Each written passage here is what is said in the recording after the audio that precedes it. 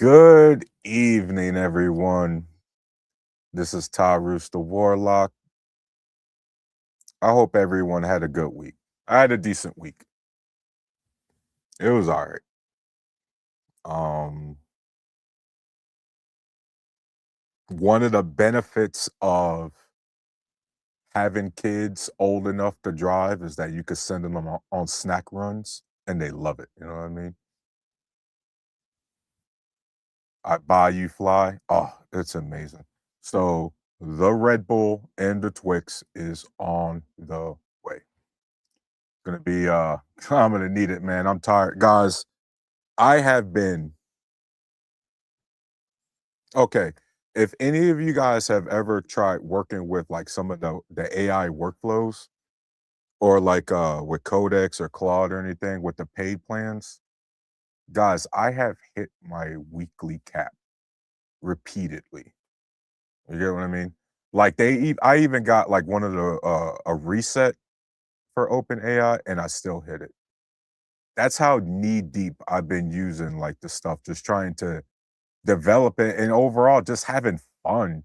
Like, dog, it's frustrating as hell, but it's just fun to just play around with it, like infrastructure, you know what I mean? Try to see how the parts are, how they play together. The real big thing is the MCPs, right? These are the adapters because not every brain just doesn't know everything, right? You got to give it a toolkit, right? Like for example, if you're used to Windows, right? You use like FL Studio for like making music and everything like that. So you got to create an MCP or use some of the plugins that they have, and you got to integrate that uh with whatever model brain. So right now I'm using the DeepSeek R1. I think it's the 32B model, right? It's just complicated, man. It's weird. Like I am not a software developer, so this is very much in the lane of like vibe coding and things like that. Um, but again, it's just fun to keep myself. Y'all know me, man. I got too much time on my hands, unfortunately. So I got a freaking. I'm glad I got a project that I can like go down the rabbit hole and sink my teeth in, man. But guys, there's really we're just gonna freestyle this one tonight. We could talk about pretty much anything tonight, man. I'm gonna go ahead and uh can I pin this? I'm gonna drop the link early. We can just chop it up about whatever.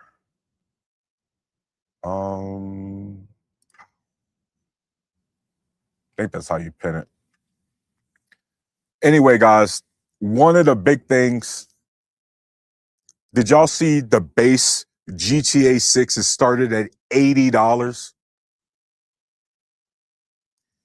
$80.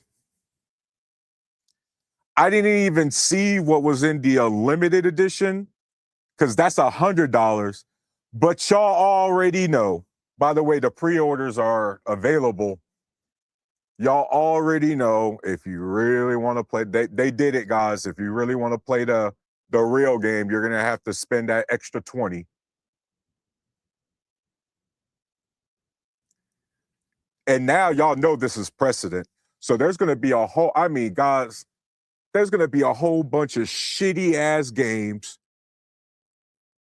that don't have half the features that GTA 6 will have, and they're gonna be like, yeah, we could charge $80 for this. Remember, guys, some of these publishers already been boosting that shit up to like 70, right? Lucky if you get these, right? You'd be lucky if you get some of these base games at 60. And you see they started to push you toward getting the subs. So you just play the games like on your monthly sub and everything. By the way, fun fact, I don't know if they're gonna change it, but there will be no physical copies of GTA 6, right? It's going to be digital. So I mean, you know what? That's actually on par with GTA 6 because it really is uh, a reflection of our society in real life, and because you know what sucks is I'm buy it. I'm absolutely gonna buy it, and I'm gonna play the hell out of that game. But as a customer at that price range, oh, you better believe you're not gonna get the benefit of the doubt at that price range. And I believe what's the year, guys? It's been what, 13 years? Yeah, at that price range, bro, every single bug playing the single player experience, people are going to be on it. People are going to be nitpicking that shit. At $80 to $100 for a fucking video game, yes, bro, people are going to be going over that shit with a fine tooth comb, bro. Like seriously, this shit is ridiculous.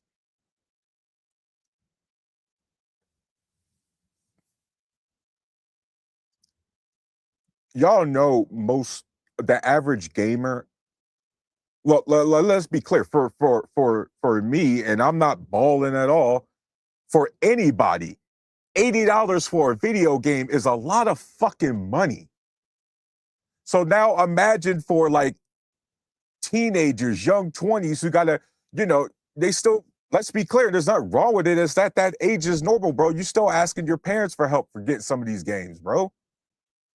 And so then you look at the price of like that Steam computer that came out, and that shit is like apparently people been testing it out. That hardware's trash. Y'all already see the consumer level gaming products like the GPUs, the memory, the SSDs. Them things are priced out of control. Good luck getting a decent DDR4, DDR5 memory stick, and you don't have to freaking sell. You don't have to sacrifice your firstborn for that. DL, what's good, man? What's on the plan? How you feeling? Not much, man. I'm starting off my rant and rambling tonight by complaining about the GTA 6 prices. Oh, Overall, you're talking about the inflation, everything's just costing too damn much, man. hey man, you ain't seen nothing yet, bro. I mean, it is what it is. Because it takes time for that stuff to hit us, and that the global strategic oil reserves, all of the NATO countries, America including some other countries. Trump said it a couple weeks ago. He was like, "We're only 4 weeks away from total catastrophe," and then the Why would you deal. say that out loud? This Why, dude is stupid. DL? And I didn't mean to cut you off because you cook it, but you know me, bro. Why would you say that out loud Hey, he's during stupid. peace negotiations? He's stupid. And the Iranians, people forget, but on day one of the war, this illegal, unauthorized, thing that we did, they said they're gonna hold out until November. They said it. The first thing they said, like, we're gonna hold out until November. We know the Americans got the election coming up.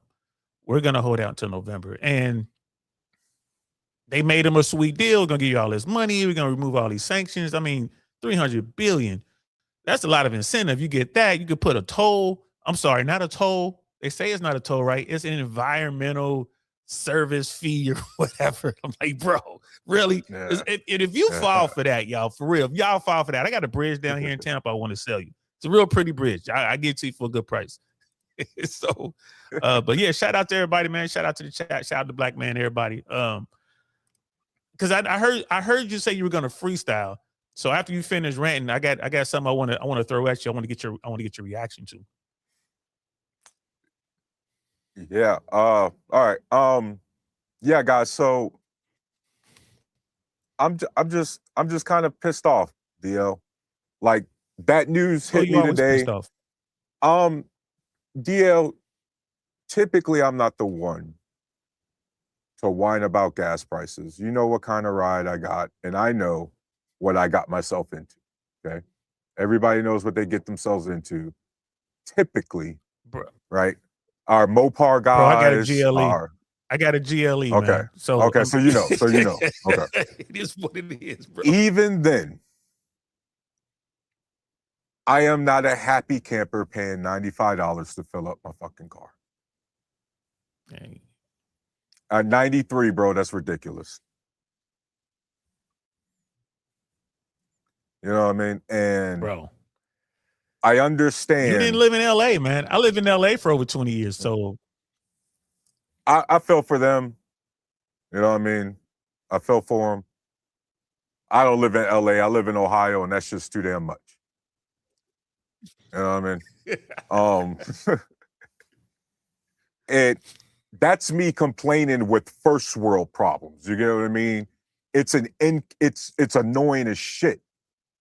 So now imagine our fellow Americans who don't have a bougie ass car to worry about, because a car for them really is supposed to be just A to B and good on gas, and they got to fill up on 87, 89, bro, and the prices still ain't coming down like that. And while on one hand, when it comes to strategy, DL, you don't say that shit out loud with our oil reserves being like 4 weeks away. Like, why would? On the other hand, when Trump is bragging about us producing the most oil in the country or in the world, that means absolutely jack shit. Especially when, again, I've done the research on this pod. Uh, a lot of our oil is exported anyway. We actually import a lot of our oil because of our lack of investing into the oil infrastructure necessary to process our own homegrown oil reserves, our crude oil. Right. And so I'm looking at all this horse shit that is designed like this on purpose, DL. Right. And again, I don't know, man. I'm at a loss for words. It's almost like I want to scream, but I know there's no point. You know what I mean?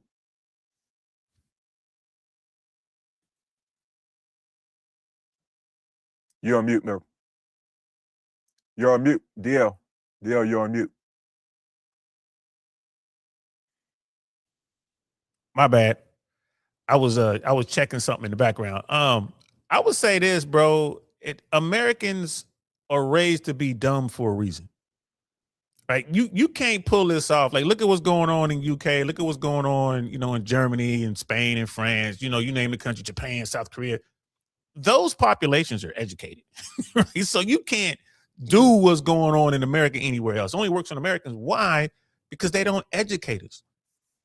Like for those of us who had kids in school, I mean, bro, you can take, I don't know, if you lined up, 100 college kids right now, put a map in front of them, just making up numbers, man. How many of them you think will be able to find Mongolia? Maybe 40%. Maybe. Man, boy, you're being generous. Because they're in college. You know Line what I up mean? I'm those. being generous. Yeah. you trying to get the benefit of the doubt. So, yeah. Right? If you ask them what two countries fought in the American Civil War, how many of them you think will get that correct? You know what's crazy? I wouldn't be surprised if half of them got it wrong. Bro, I'm gonna say 80% will get it wrong. College kids. Not that much, DL. Nah, bro. nah. I'm telling you, man. Depends on the school. Yes. Especially, man, Fresno State. You know what I mean? Northridge College. What's up, Cali? I'm telling you, yes. So that's done by design. I think the thing is, the 1% didn't really count on Trump winning the first time. Trump surprised himself when he won the first time, and then like his hold on MAGA now is down to their absolute hardcore fanatic base. It's not, everyone's mad right now because, like you said, it's hitting them in their pockets. Gas, everything's expensive, whatever. But I don't think the 1% thought that Trump will be this much of a wild card. I mean, because like he's just fucking up everything, bro. And we put him there. It is what it is. We all got to take credit for it. I didn't vote for the guy, but I'm still an American. Like, we still got to do. He is still the president of all of America. So, hey guys, in November, make sure y'all get out and vote. Make sure y'all put some guardrails on this dude, because that's the only way to slow him down, if not outright stop him. And you're starting to see some Republicans are starting to cross the aisle just to stop him from doing stuff and block him or whatever. So we need y'all to come out and vote, guys. You got to come out and vote. Rogish son, I want to pronounce your name correctly, so please help me out. But thanks for rocking with me, bro. What do any of you say to the current status of the economic system being a shift that must occur for capitalism to evolve into techno-feudalism? And so I wanted to pull that up so everybody's got. Woo. Techno-feudalism is a modern economic and political theory proposing that capitalism has died and been replaced by a new system. In this model, massive tech corporations function like feudal lords, and everyday users act as digital serfs, creating wealth by generating data and content. I would say right now we're getting there, Ro. We got to make sure. What sucks is that we've always had an element of that. I think right now they're a little bit more empowered than ever. I don't think we'll get there. I mean, I think, salute to Rogo son, if I'm saying it correctly. Salute to you, brother. You're a smart guy. You keeping it 100. I don't think we'll get there. We don't have true capitalism here. We have like corporate socialism. That's how I look at it. Right? You look at like the 1% in these corporations have bought all of the elected officials that they can, and it has worked well for them. Big beautiful bill, bailouts, and all the rest of it.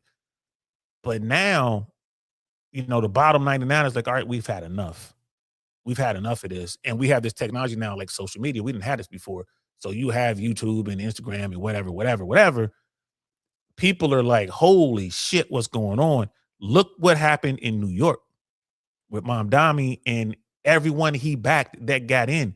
These are the people that the 1% do not want in office or any kind of power positions whatsoever, because they're going to make them pay their taxes. They're going to come in and they're going to regulate what they're doing. They're going to come down on them. I think we're going to continue to see this.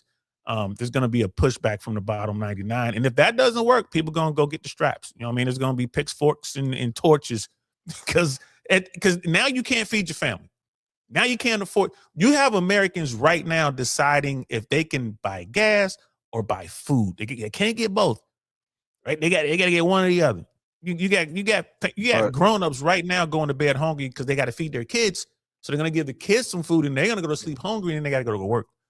Right. So I don't think we're going to get to that techno-feudalism. You just described techno-feudalism, bro. But I don't think we're going to get all the way there. You really just described exactly what he was asking, dog. Like that is literally like the first trillionaire ever is a who? It's a tech bro, DL.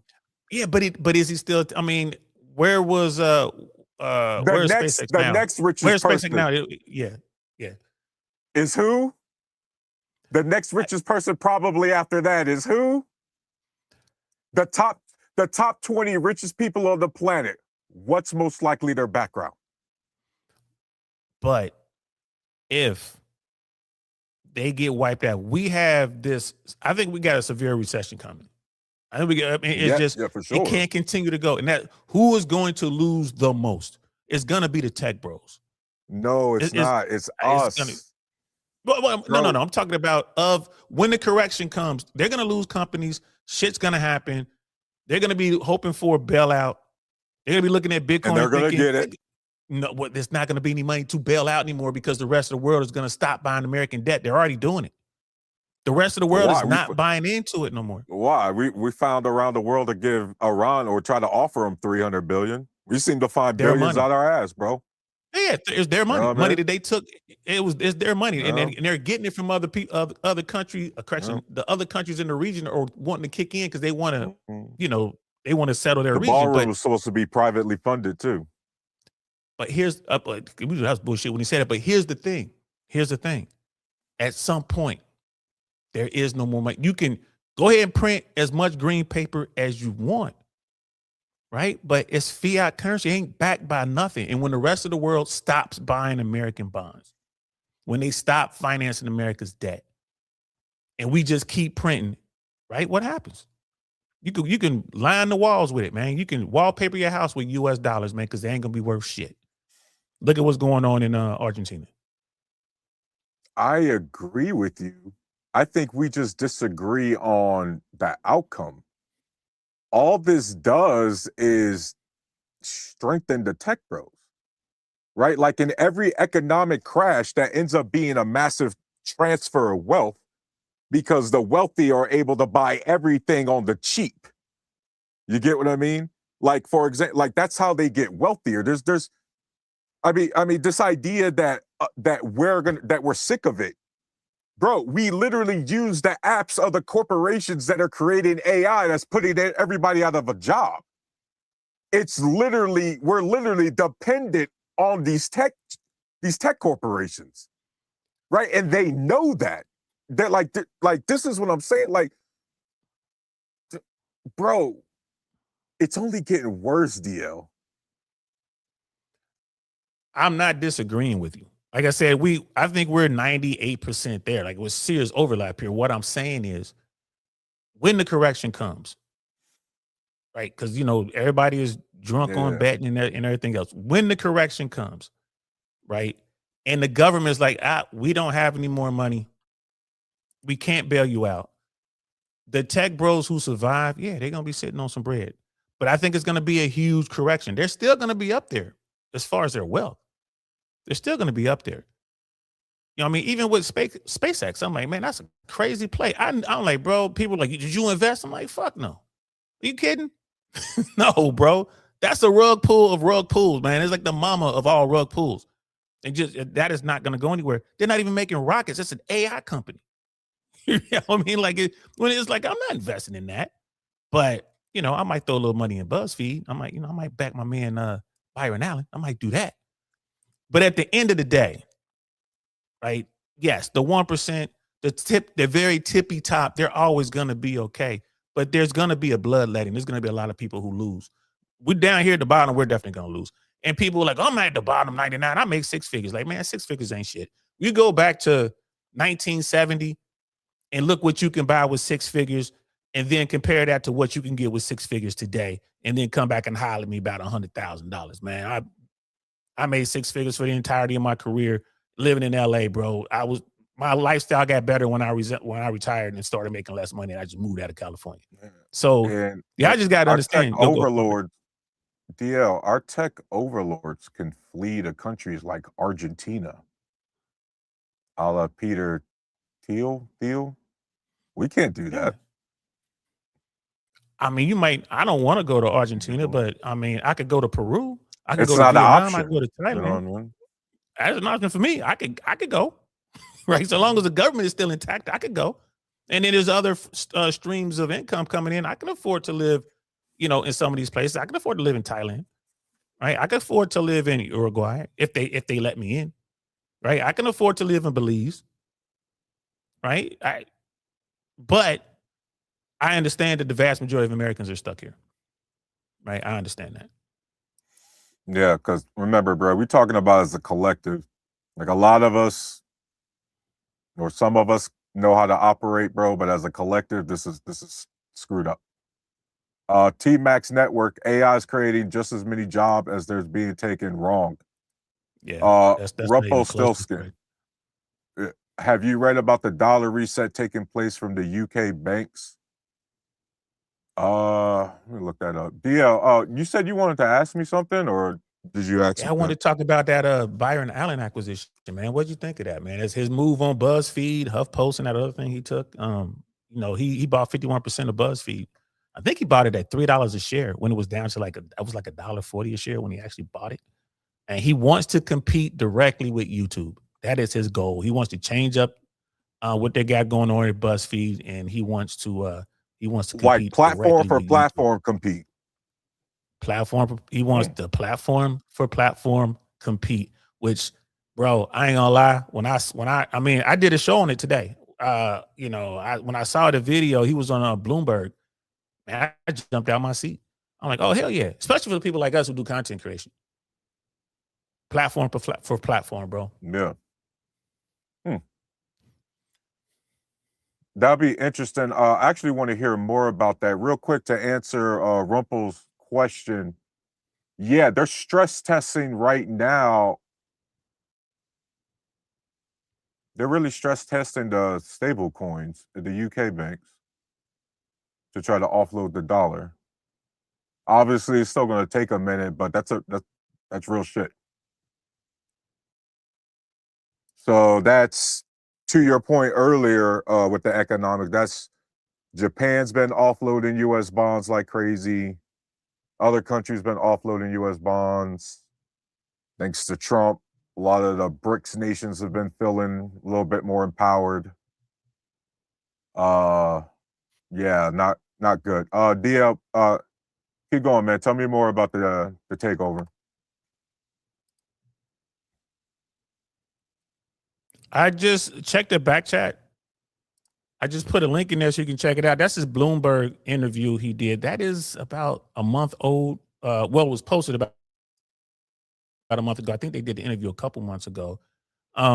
He sounds extremely serious. He wants to compete with YouTube, and I mean, he's a billionaire, a very respected businessman. He's not like a Trump. He wasn't born into it. He truly got it Yeah. out of the mud. He went from comedy to getting into media. He bought the Weather Channel, became very successful. Man's a billionaire, self-made man, brother, and he sounds committed to doing this. He wants to, he's like, hey man, we can have Pepsi and Coke. Why is it that YouTube is out here standing alone doing what they want to do? And I think this would be great. I think this would be amazing if he does it. I think he said after he did the acquisition, he had like 20 million in cash reserves, and I think he said 100 million. He took out some sort of loan or something. It's 100 million over 5 years. So he's kind of giving himself a little timeline. Plus, he has access to other reserves. I mean, he's a billionaire. So I'm really curious to see how this plays out. I don't know much about it, DL, but I'm in favor of more competition. Why not? Yes. Yeah. Real competition, like someone that can not, nothing, no shade against Rumble and Twitch and all the others, but No, I don't have a this problem with is real. competition. You got a guy. No. It's only going to make it better for the people who are out here making content and consuming content. Now, YouTube can't just do what they want to do. They're no longer king of the hill. There's someone up there that they got to worry about, and that's only going to be good for us. To be fair, down here there's been a lot of try to want to be YouTube killers around the world. I'll make a quick gamer analogy. As you probably remember, I was a big World of Warcraft player, right? And there's always World of Warcraft, for anybody who don't know, is a massive multiplayer online game, guys. And there's always these MMOs throughout the years that was supposed to finally kill off WoW. And WoW is still the number one most played MMO since it came out in 2004. And a lot of those MMOs that were supposed to kill it off are the ones that are now dead. You know what I mean? So yeah, I don't think the mission here is to kill, defeat, destroy YouTube. I don't think that's his mission at all. I think his mission, I think his mission is to just show up, be viable, and give an option to the users, both content creators and just people who are looking for content. And when you watch that video that I posted in the back chat, he talks about all these different things that he's acquired, and he has, some very, very intriguing companies that he's acquired that I didn't even know about. And he's just trying to put them all together into like this fucking Voltron thing. And it's like, all right, now we got YouTube and we got BuzzFeed. What's up? And like he says in the video, it's like, hey, do you want one check or do you want two checks? Two checks better than one. We know you're gonna stay on YouTube, but just come on over here to us. We're gonna show you some love. And that's gonna force YouTube to show more love. No more shadow banning and stuff like that. DL. Thunder. I was wondering what that was. Everybody, every corporation, every platform end up shadow banning. Trump's Truth Social was shadow banning people. And that was supposed to be a free speech platform in spite of all the mainstream apps that were shadow banning people. Yes, it's always going to be around, but they're going to ease up on it while there's a big fight going on. They're not going to care so much about what you're doing. They're not going to care so much about the copyright claims, which turns out to be bogus most of the time on YouTube. Imagine if BuzzFeed comes around with Byron Allen's like, you know what, this is what we're going to do. When it comes to copyright claims, we're going to run it through our legal department. And if our legal department says we're fine, we're fine. And if you want to pursue this thing, then you can take that person to court, but we're going to keep it up on the platform. If they did something like that, that's going to bring, I'm just making up numbers, but I would guarantee you 80% of the new content creators will jump right over to BuzzFeed. Because the big, that's how go ahead. I want to be clear. I support this. It's cool. I might even make it. I'm just saying, like, I mean, it's he's still a big corporate guy. You know what I mean? Yeah. And they could cut a deal. I mean, YouTube and BuzzFeed could say, you know what, we're both going to implement the same type of, shadow ban thing, or we're going to the copyright thing. We're just going to go ahead and do that. We're going to agree to do that, even though we're fighting for supremacy or whatever. I agree with you 100%. That's what they're doing. First and foremost, Dia, I forgot to ask you, how was your week? Me? Yeah. Pretty good, bro. I was gone for a couple months. I talked about it on my platform on Tuesday. I actually wound up in the Hillsborough County Jail for 65 days. Bro, damn, bro. If you guys want to know about that, go check it out on my platform. I talked about it. I know a lot of people were looking for me, like, where'd you go? That's where I went. And now every Tuesday I talk about crime and punishment. Because you don't know how bad the system is unless you have been caught up in that mess. I've never been in trouble before, never dealt with anything like that before personally. And it's crazy how it works. So I'm doing really good now, bro. I'm feeling good right now. But I've been home for a few weeks. I'm like, all right, I'm getting my head back together. I'm getting back into the swing of things. So, bro, worse than Robin Sage. I don't know if you ever went through Sears school. Bro, it's worse than that. The fact that as Americans we treat American citizens this way is crazy. And then you see how they're doing it just for money. Like you see it. It's just so sad, man. That's all I'm gonna be talking about every Tuesday moving forward. Well, I'm glad you're back, man. Good to meet you. How do you pronounce your name? Oh, it's Rogish. Y'all got it right. Respect. Rogish? Yeah, Rogish. Okay. Son. Yeah. Rogish son. Nice to meet you. I'm Tyrus. Appreciate. Respect, y'all. Thank you for the pleasure to meet you, brother.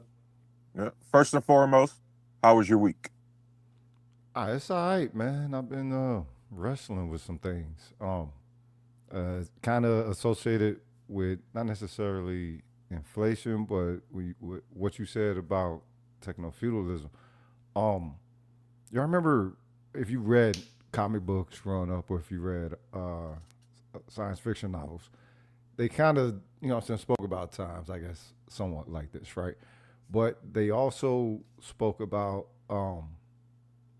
people losing certain elements of their person, right? Losing. Yeah. Oh, yo, that's dope. Respect. Shout out to the Red Saber. She's supposed to go Red Saber. Y'all know how it go. Um, but the thing is, What? oh yeah, it's all day. You know. But anyway, the thing is, y'all notice how people have a loss of their emotional, I guess, spectrum, if you will. You know what I'm saying? In the future. And I was wondering how the hell would they do that? And it hit me the way that the algorithm hit and social media.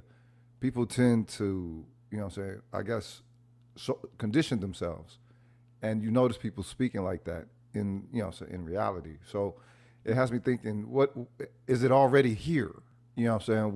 With the, you know what I'm saying, techno feudalism. Do we have to hear the United States says capitalism is dead and we're moving on? Like when we learned we was African Americans. I don't know how old y'all are, Yeah. but do y'all remember that day? No. Yeah, I remember when it went from being black to African American. I remember when it used to be white, black, other when you filled out the ethnicity on the test, Yeah. standardized test back in the 70s and 80s, white, Yeah. black, other. And Yeah. I do remember when it became African American. I'm like, what? Yeah, I heard it on the news. It was on the news. It was, you know what I'm saying? It's like, hey, we got this new thing that we're doing. But you didn't hear it from the black community that we were African Americans. You heard it, you know what I mean? So it's like, damn, you know what I mean? If it's just that type of a change towards where you're just moving with the process as it happens, what can the people do other than operate within that system? So what um I was trying to hit on earlier, Rogue was there's the aspect. Sometimes I think we think there's only like a one way to go about it. Right. When in reality, Rogue, if you think about it, techno feudalism, a lot of technocratic aspects. You talk about like the Gilded Age and things like that. Right. Aspects of that has always existed within our system. Okay. You see what I mean? Like it's embedded literally. It's what makes capitalism function, Okay. if you get what I mean. So in a sense, the way our system is set up, you almost can't, there's almost inevitable that you're gonna have the tech bros, Yeah. right? Okay. You're right, because it's designed to be like that. Yeah. Like people forget the purest form of capitalism leads to the board game that we've all played in life. It's called Monopoly. Yep. You know what I mean? Yep. And that's late stage end game capitalism right there, right? And for my science fiction heads, I'm glad you guys brought that up. If any of you guys watch Alien Earth or are familiar with the Alien franchise, then y'all know all about that Weyland Watani Corporation. And in that universe, the human society is ran by the big five tech corporations. Yeah. You know what I mean? And you know, it's weird like that. What do you guys think about that? I mean, I think that all that is possible. I don't know what's gonna happen. That's my thing. Like I have no idea how this is gonna play out because the 1% in America, they can't outvote the bottom 99 because it's still one man, one vote, one woman, one vote. If they can figure out a way where they can continue to try to suppress the vote, every time they try to suppress the vote, it backfires on them. People come out, they get mad. And even if they did figure out a way to do that, to take away your vote, there's so many weapons in this country, and more firearms, more weapons, more guns in this country than people. And the country is full of folks who aren't afraid to use them. So, you know, I don't know what's going to happen here. And then even when you look at the techno bros and you look at all this, I mean, what about China? Do you Like, believe what about that people communism? still possess that type of civic perspective toward themselves, towards where, you know what I'm saying? What's the amendment with the guns and, you know what I'm saying? Because the whole thing is that Constitution was Amendment 5 and Amendment 2 or whatever, just in case your government became tyrannical, right? All right, so I don't think that the people are even of whatever primordial perspective that humans had, not just as Americans, but as humans, period, towards where they can identify tyrannical government over here, or would even civically stand against one. or call I one mean, to think about set it. a type of accountability. Yeah, I feel you, but think about it. Everybody, by everybody, I mean the far right and the right and all that, they were all Trump this, rah, rah, rah, Trump, Trump, Trump, until they couldn't feed their kids. Right? There's always going to be a point. Right? There's always going to be a point. Facts. And they know where the money at. I live in Florida. Like, bro, they know where Trump live at. Like, bro, we know what y'all got up in there in Mar-a-Lago. My kids are hungry. I'm finna go get it. You know what I mean? So, I don't think it's come from a menu patriot. now, though. That's the whole. That's why it should be understood that the system is going through that type of metamorphosis or whatever, because they on the menu in ways that they never have been. You know what I'm saying? Before they established white. So, I mean, you know what I'm saying? There has been some form of a shift. There has. DL, I gotta stop this. These guys literally created what I forgot what that AI company was called. Was it Oracle or one of the evil AI companies that got the government contract? Literally came out with the whole fucking manifesto talking about national service and like this huge takeover, and like DL, they're literally laughing about the takeover, bro, about the firing. Yeah. Like they're literally laughing about it.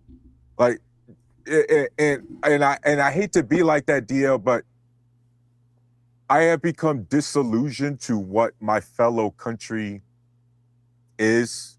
And the reality is, bro, last year should have proved to you, ain't nobody gonna rise up against a tyrannical government. Not in enough mass that matters. We had 2 of our fellow Americans get shot by ICE and we did nothing. Bro, We had people people who literally got snatched up in ICE raids and not deported to the country of origin, deported to countries on continents they're not even from. We still have thousands of people we have lost track of. We haven't risen up for that. Right? We got the AI data centers right now going up. We got out there in the Southwest and the West going through an active drought, and those data centers are making it worse, and nobody rising up. Like we dog, as Americans, we are passive. Dare I say docile. Comfortable. My nephew my nephew says vasectomized. Vasectomized. That's real talk. Here's the thing: when you go back and you look at, I'm a big fan of the Fat Electrician. I don't know if you guys follow him on YouTube. Fat Electrician is a military guy, former military guy. He was a medic, but he does videos.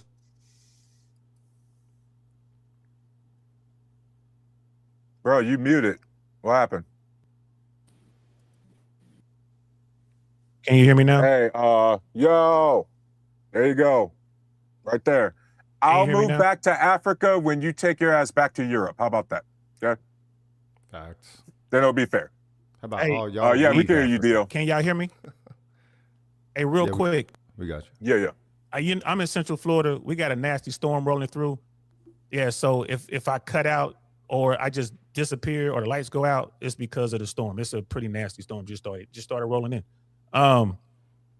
And you know, as far as the racist people and all that, this is what I learned. This is what I learned about getting locked up. This last, getting two months of my life taken away from me.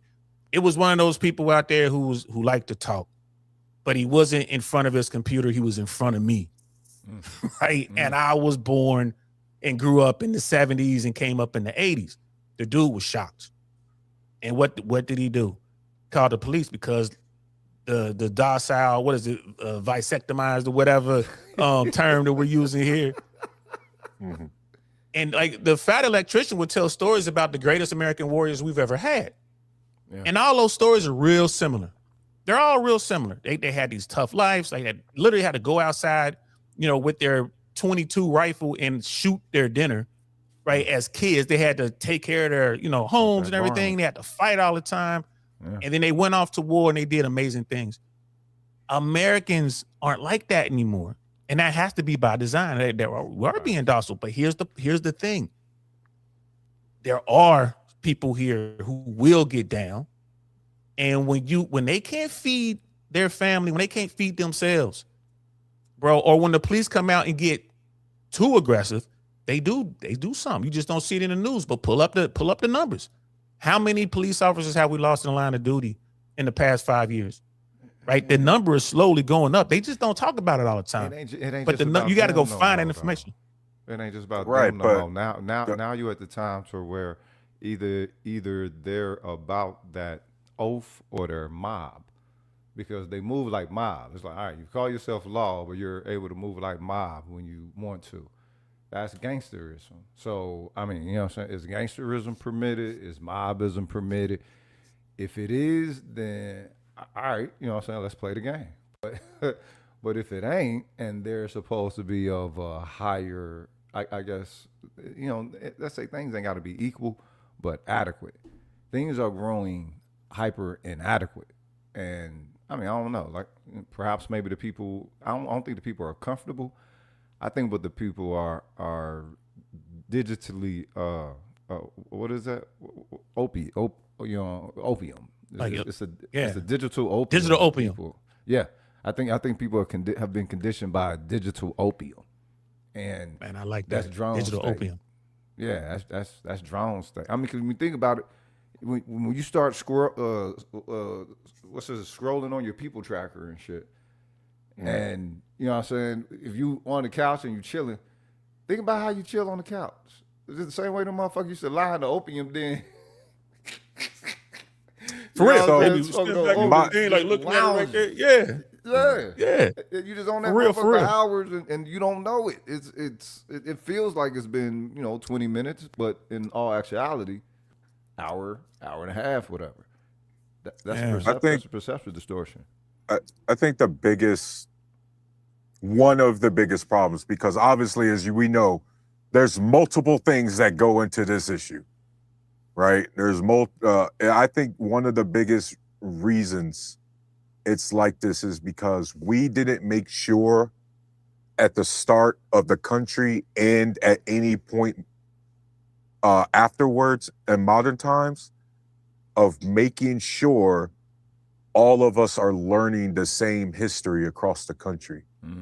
We are so fucking massive, on top of having 350 million plus people, that when you have a bunch of Americans who are supposed to be in the same country but don't come up learning the same thing about the country they live in, certain aspects of what's going on in a state that's 2 time zones away just doesn't feel real. It's just not going to affect you personally like that, right? And then however you grew up, your education is also going to affect another layer of how you view that scenario. Damn. So it's like, you get what I mean? It's like they're existing in domes, in domeless domes. Yeah, exactly. Like everybody's basically in their own bubble. Yeah. Their own little dome universe, their own NFL stadium, if you will. Right? And so one of the things we should have done is, and I understand this, I love freedom, and I love we got the 50 states, and I love all this shit. But when it comes to a country, there are aspects, this is to conservatives' point, by the way, there are aspects where you need to homogenize.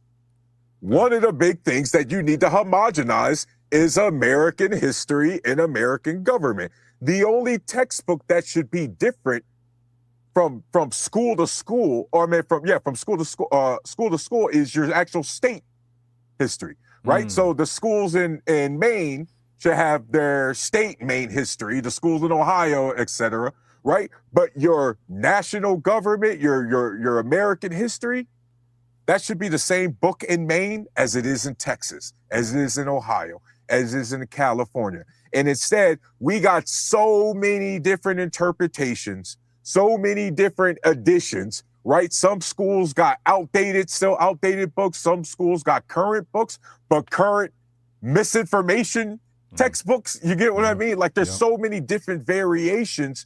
There's no standard in the things that matter as far as nationalizing things. But again, nationalizing is a very dirty word here in America. But here's the thing, bro. This is what I tell folks. I tell folks this. I'm like, I study war and conflict.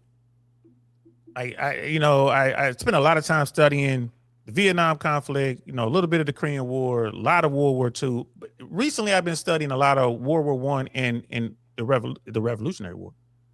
When you go back and you look at the Revolutionary War, you want to talk about docile people and people living in their own bubbles. The 13 counties in their mind is like, we're individual countries. Virginia was like, we ain't a state, we ain't a county, man. This is the country of Virginia. We're just loyal to the crown. You know what I mean? Same thing with Ohio, Maryland, Delaware, whatever. It goes on and on and on and on.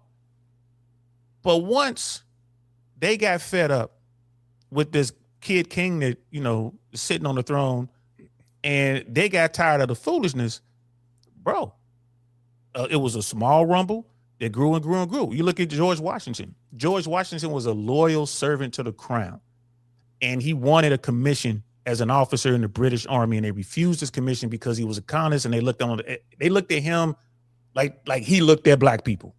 Like he looked at slaves. The way he looked at slaves, it was like they ain't nothing. And that's true. It's facts, y'all. He was born into that world. He changed his position later.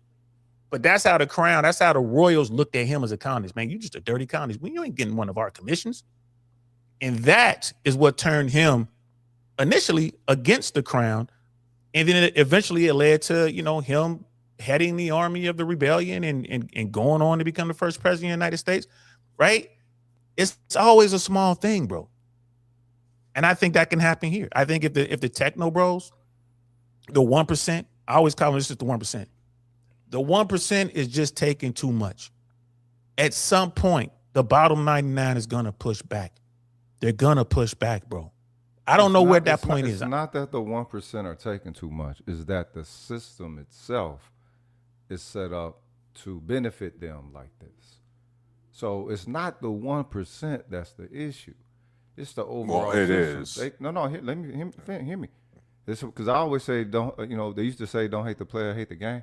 I say you don't hate the player or the game. You don't hate the player, play the game. Because it's the way that people play the game that makes the game the game. They don't have to play it that way that aids the game against them, but they do. And so you're obligated to play the game. You can't hate the game. The thing is, these greed-feeding trillion billionaires now, they all of them started participating in the game that was here before them. If the people weren't so susceptible to permitting their agency to being, eroded from them and them operating more as a consumer style of social herd, as opposed to actual nations, actual societies. People are not living as people anymore. People live as just mouths. You know what I'm saying? That internal value of people has been distorted by this current market. And these people have you noticed that they stopped calling us customers and call us consumers? Yeah, of course. That matters. Yeah, it matters. That matters. You know what I mean? Yeah, it matters. Contextually, it matters. Yep. But I mean, if all you are your appetite, or if what they make you into through social conditioning and whatever that is the appetite, you're nothing but another animal. You're just another animal led by appetite that this fabricated reality is going to, I guess, be the nature. I agree with you, Rogue. My thing is, it's more like, for me, is it a Ouroboros? I want to be clear. It's like the snake eating its tail or something. I want to be clear with the analogy. Bro, I agree with you, but the part you're missing is that the tech bros and the 1% are the ones writing the rules. You see what I mean? So when they're writing the rules and they're rigging the game, remember, the system's designed that way, and it was designed by them. You see what, you get what I mean? No. This new system is designed by them. Yeah, the new system's designed by them. But the thing is, it was offered to them. It was given to them to set up the new system. The thing I is, agree, and what I'm saying is we need to figure out a way to take that back, because again, I know, hey, Rogue, the Western Europeans found a way. Say what you want, but the Western Europeans found a way. True that, they did. Okay. I would say this. And I would Rogue, say this. I ain't even mad at you for laughing, because I laugh at myself when I try to fucking think of my fellow Americans that way. But the Europeans found a way. Go ahead, DL. Here's the thing, right? There absolutely is a way. The 1% still, right? They can't buy your vote. They can't take your vote from you, and they can't do anything about the weapons, right? All they do is control the current politicians. But if you get someone like a Zoran Mamdani, again, I'm not what does he call himself? A democratic socialist or whatever. When I look at that dude, I look at a guy like he hasn't been bought by the 1%. It doesn't look like they can buy him. If you get people like that in power, in positions of power, in the House, in the Senate, in the White House, all it takes is, hey, you know what? We're going to go back to the tax codes of 1960. We're going to do that. Guess what? Game over for the 1%. They still got their money, but boy, oh boy, now they got to pay all that. They got to pay the same kind of taxes you paying. Boy, oh boy, they got oversight. The problem with America is this is predicated upon an ideal voting circumstance. Then, what? I mean, that's all we have right now. I mean, otherwise it's going to be another revolution. Wyoming to vote for a democratic socialist. I'm not. Good luck my getting thing is, motherfuckers in Montana to vote for Mamdani. Like, this is what I'm saying, DL. Like, done rich, we won't. If you have a candidate in Montana that says, hey, I'm going to be able to get you health care and child care. Oh, they voting for him, bro. Okay, he's going to have to package it up. He can't say he's a democratic socialist, but he's going to have to say something else. I'm an old school moderate Republican, or whatever the fuck is I'm a Whig. I don't care what the fuck he's going to call himself. They're going to vote for their pocket. They're going to vote for a tax code that has the wealthy man up the street. Boss man is paying the same type of taxes that I'm paying. You're never going to break boss man, but it's like, well, shit, he's paying a true tax rate just like me. Yeah. That can't happen. I want to, and I think we're all grown here, but for the audience, let's be clear. These motherfuckers are going to be wealthy regardless. Facts. Okay? We all know this. Doubt. You know what I mean? We know this, but do y'all know how much money Elon Musk has?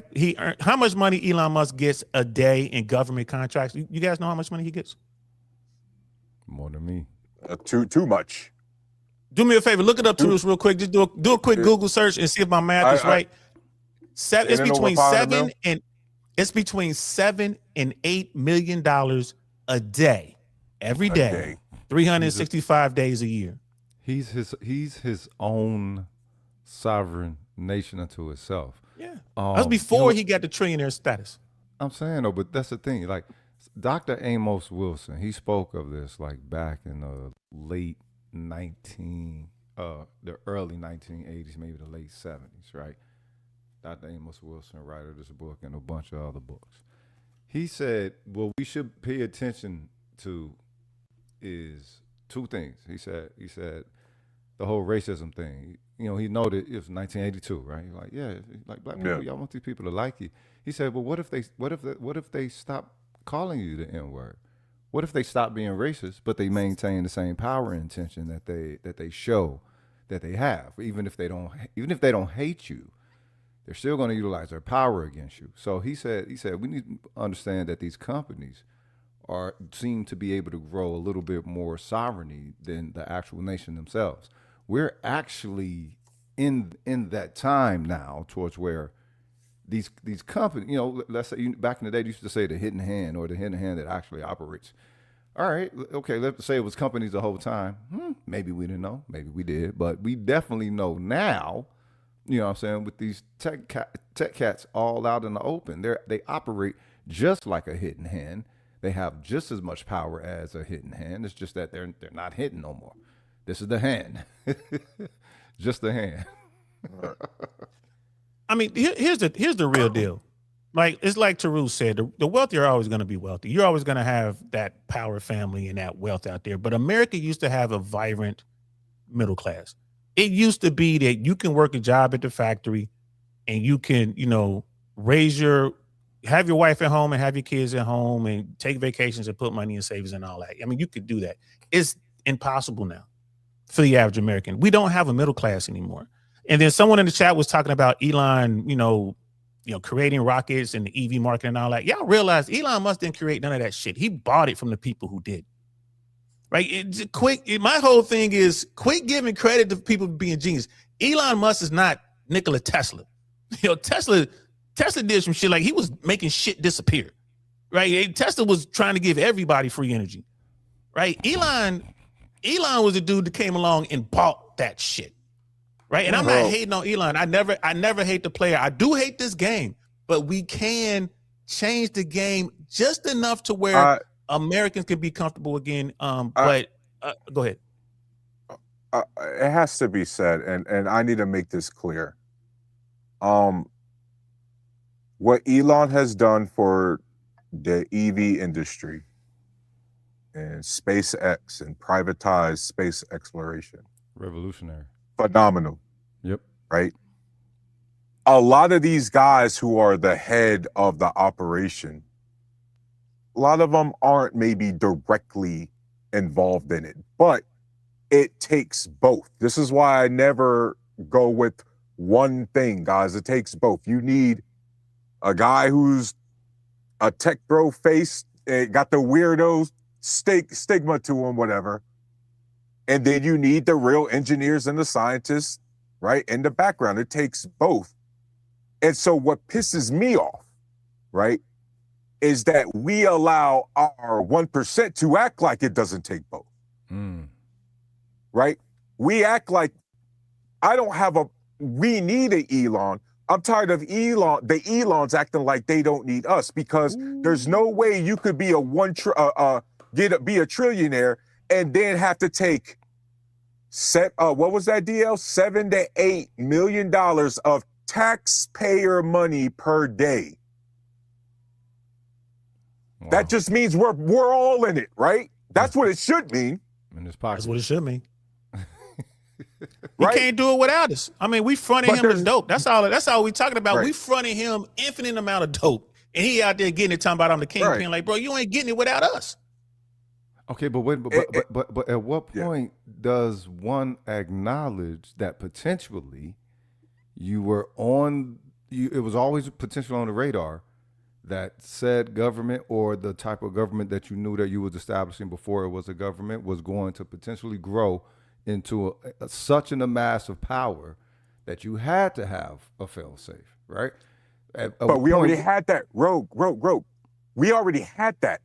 That's what happens when we as citizens don't keep our foot up government's ass throughout the decades like we were supposed to, especially when we let that rugged individualism nonsense seep into our culture.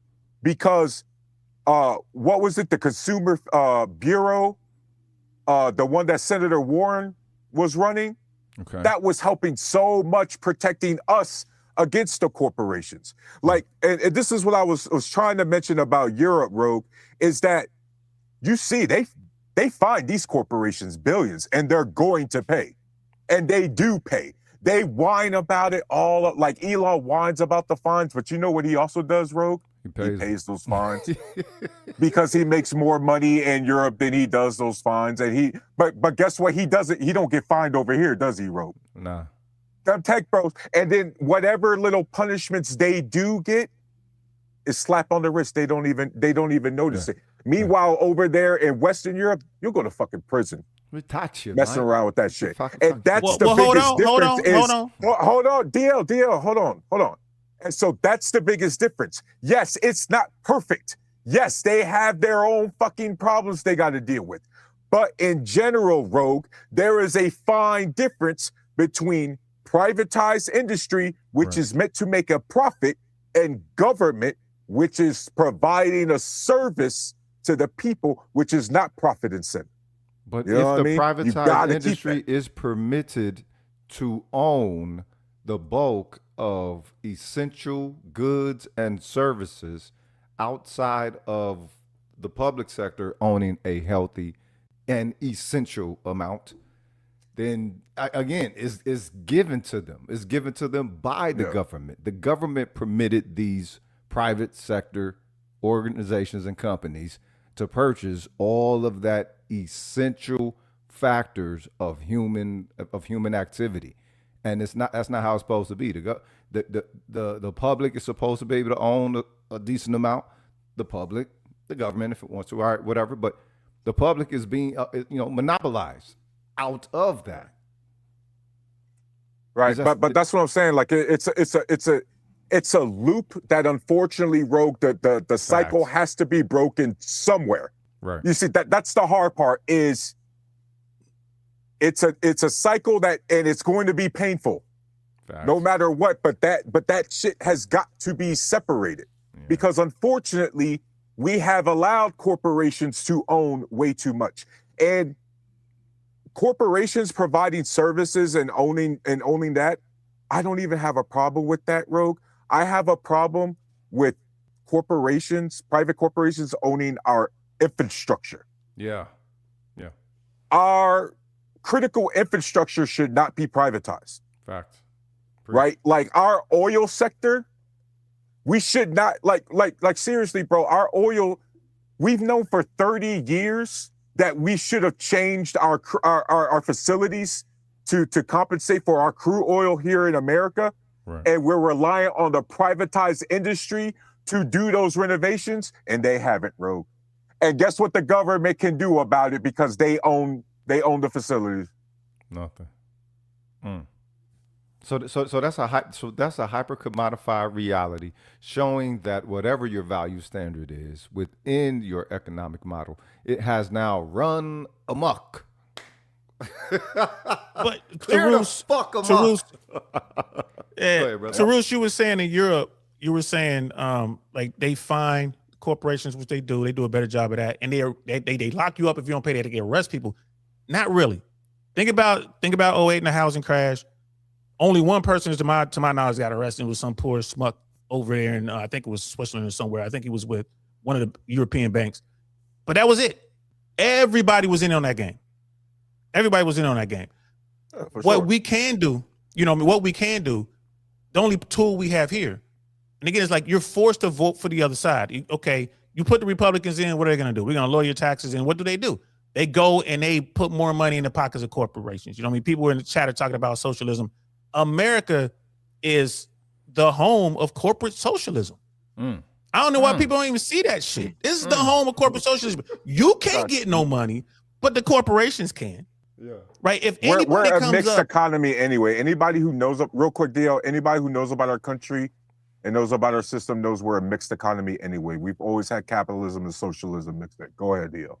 Yes. But that's my whole point. Like, people are okay with bailing out corporations and corporate socialism. They're okay with the golden parachutes and all that kind of stuff. But the minute you say, you know what, we want universal child care, we want universal health care. Oh, hey, can't be a socialist. Man, y'all out y'all damn mind. You know what I mean? But America can, I don't think America could ever stop the 1% from what they're doing, but they can slow them down. So if you vote for the other side, you get the other side in there. You get, like the blue people in there, you get the Democratic Socialists or whatever they're talking about. They're going to do something to slow them down. And I mean, what was the name of old girl that was going after everybody? She was, all the corporate people hated her because she was going in, I can't think of her name. Khan. Why do you think that the votes have that much power still? And do you think that a vote could actually wane, or within the political process that is not sustained by an authenticity of representation for the constituency? The constituency is just merely viewed as pools to where you can exploit, from.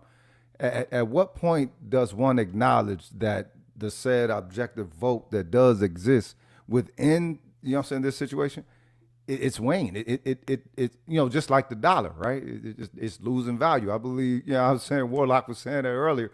you know what I'm saying? I don't know if it's going to go the way of the German. Was it? I remember when we was kids in the The history marks and books. stuff like that. Yo, they showed them Yeah. with wheelbarrows, cuz. Yeah, Trying to wheelbarrows get full of a loaf Deutschmarks of trying to buy bread. Trying Just to Yeah, get a to loaf trying to of buy just to buy bread. some eggs and a loaf. Yeah, right, bro. Yep.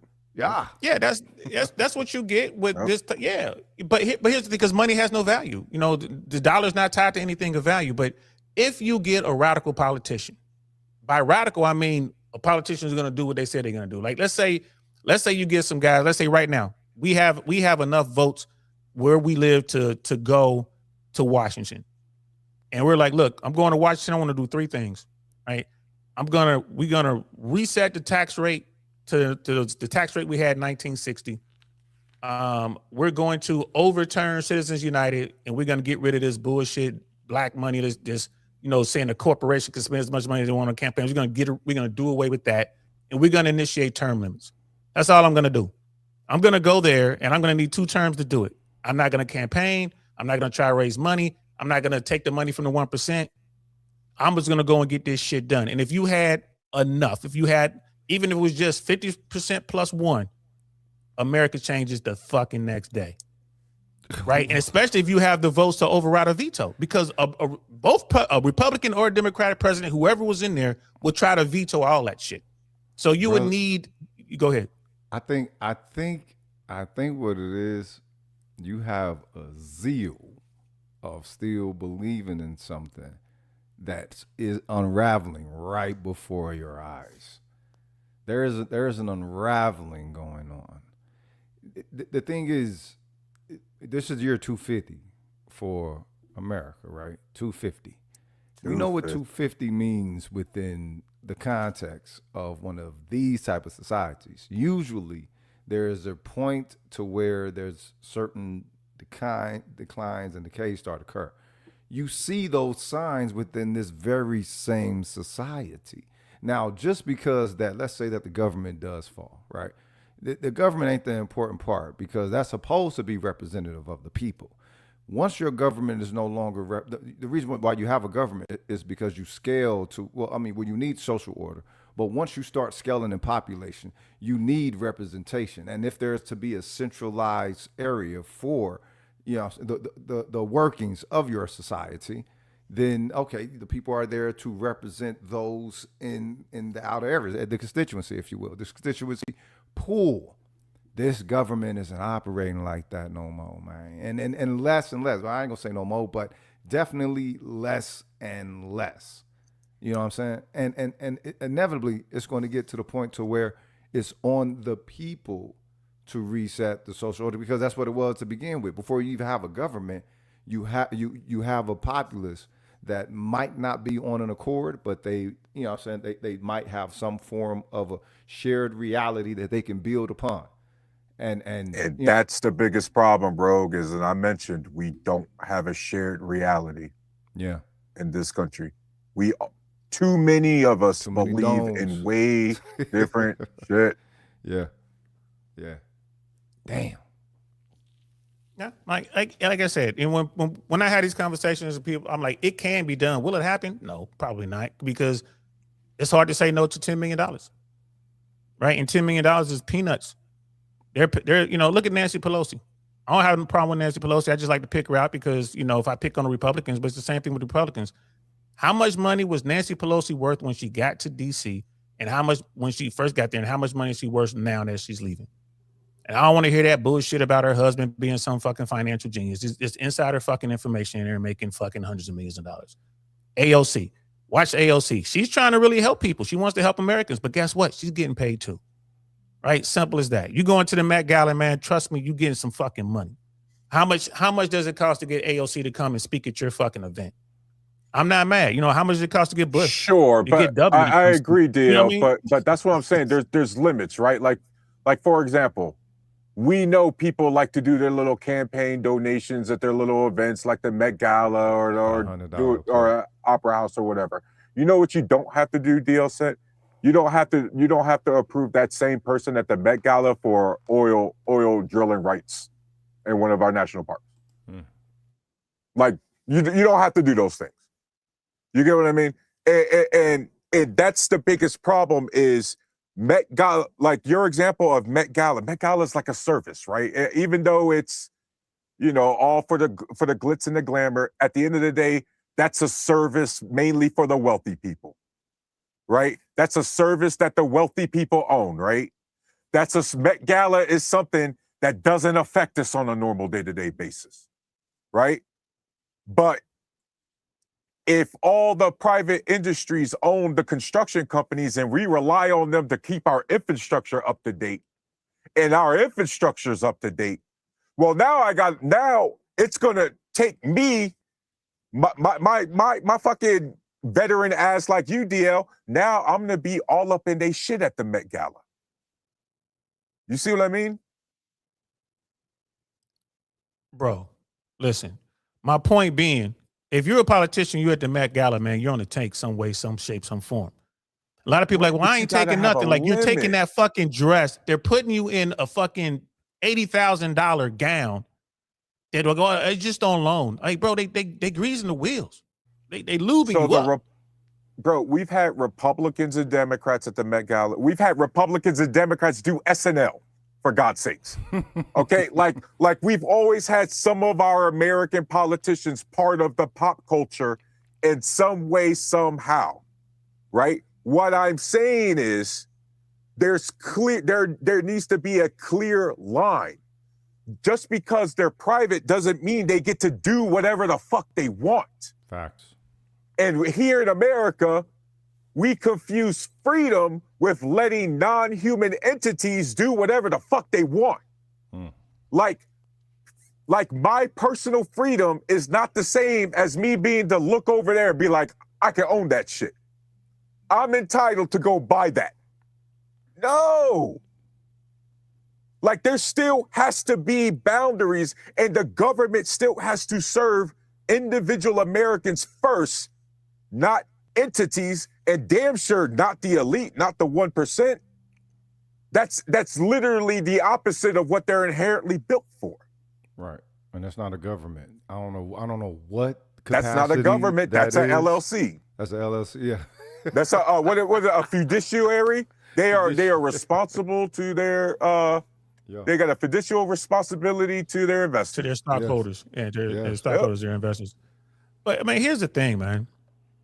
America is a great experiment. 250 years, still young compared to Great Britain, France, Spain, Portugal. You know what I mean? China. Aged quick though. Yeah, I mean, aged quick, but I mean, we'll see what happens. But I got to tell you, this is the first time in my life that I'm like, you know what? I'm done. I get, I'm leaving. I'm just waiting for my daughter to finish high school. She finished high school, get her set up in college, and I'm gone. Six months out of the year, I'll be either in Peru or Uruguay. I'm kind of looking at the two. Maybe Thailand. I'll be gone. I'll be there 6 months out of the year, and then I'll be traveling the other 6 months. I'm done with America. I'll make my money in America, but this is going the wrong way. And then you're not done with America, bro. Then you're not done with America. I'm done with with America ain't done with you, bro. We global now, bro. I will get my money, bro, but I won't be We here. are never separating, bro. So wherever you go, this shit's gonna affect you in some way, dog. You know what? I'm not sitting And here. especially if you're talking about getting your money in America, where our purchasing power keep dwindling and the only thing that's been keeping it relevant is the military. That's it. Nothing else. Meaning that I guess force other people to participate in the market. That, as America wishes for them to. But BRICS is being a wrench in that whole process. That was never serious from the beginning, man. I mean, look at Russia. Look at South Africa. It was never serious from the beginning. All it has to do is have an effect. It doesn't. And if it has that effect, it has that effect. The thing is, all America has been doing is the same thing the whole time. Even if BRICS falls apart, it's doing something different. You got a mega structure of all these different nations, even given the appearance of cooperation. That's always better, even if it's fake, even if it's false. That's all. That's just better for business. America ain't good for Rogue, business no more. It's not as good as it used to be in the past. Rogue. A lot of the young people. I mean, I'm a millennial, right? I'm 38. Okay. A lot of people my age and younger, bro, especially because of global connectivity, Yeah. we are seeing. Wait, hold up. Communist China has high-speed rail. How come freedom-loving America doesn't have high-speed rail? China's high-speed rail is way better than Japan's bullet train. I rode that from Uh, Beijing to Chi- Shanghai, and I'm here to tell you, man, that shit was yeah, amazing. And I rode the Japanese bullet train. You know, shout out, salute to Japan. I love Japan. I will spend months there as well. But the yeah, Chinese bullet train is better. But I hate that country. I don't like China. right. As much as we do, we're supposed to be. See, at least when I was coming up, guys, I always thought of China as our economic competition. Right. But the more I grew up, the more I heard it as somehow they're supposed to be our military competition, our national security threat. And then so now a lot of us are saying, well, we treat them as if we're waiting for a military fight, and they're actually cutting all the deals with other countries. Right. You can say whatever that they're making, that the countries who are dealing with China are making bad deals, but the point is, the communist fucking country that we was told was fucking hated capitalism Yes. are the ones making all the capitalist style fucking trade deals, while freedom loving America that loves capitalism Right. only seems to know how to deliver bombs and bullets.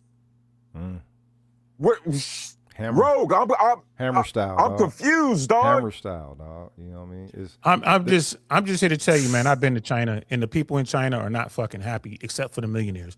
China's doing this Bro, hybrid thing about communism and capitalism. But here's the thing: we have been at war with communism since what 46, right? Korea, On the surface. Vietnam. You know what I mean? On the Yeah, surface. It's bullshit. It was just so the 1% who was in the military business could get their money. We didn't have to fight all them conflicts. We didn't have to fight all them things, right? The war I fought in, we didn't have to go to Saudi Arabia to save the fucking Kuwaitis. We didn't have to do that, in Desert Storm. That was bullshit, but it was a flex, right? But I mean, I hear you, bro. It's just like America is just on the wrong path right now, man, and it's coming to a head, bro. We are looking. Has anyone been looking at the housing market? Has anyone been checking it out? Yeah. Market. Yeah. Before Okay, your but housing this is the market thing. deal. This is what would y'all say to this being a intentional sabotage? What would you say? Just What do you mean sabotage? sabotage, meaning that like let's say that this would have happened maybe 100 years from now, and due to how the circumstances are with the world market changing, how it's operating, and with artificial intelligence and automation, right? Those two factors. Also, social media. Social media is a phenomenon in and of itself. You know what I'm saying as well. That they sped up things. They're speeding things up because 250 years is that's not a long time for a society, right? That's not a long time at all. It's short. It's really short, right? Relatively short. So, but they found a way to speed things up. Also, you got, you know what I'm saying, CERN, can't forget about that. You feel me? They found ways to speed things up in a way towards where they're going to do so, but not to the benefit of the larger public. The public is just going to have to suffer. And you're going to get your new system whether you want it or not. And usually when it comes to a system, the birth of a system, the public has something to say about it. Usually, again, because you don't get a government unless you got the constituency. The government is only there to be a representation. And you know what I'm saying, you're going to now get this new government without any constituency. Yeah. That's their way of getting around the vote. Yeah. By the politician. You get around the vote by the politician. Yeah. And that's all that is. It's all a money play. Yeah, But at that point, greed is going to destroy the country. they just cut out the middleman of the lobbyists. You know what I mean? Yeah.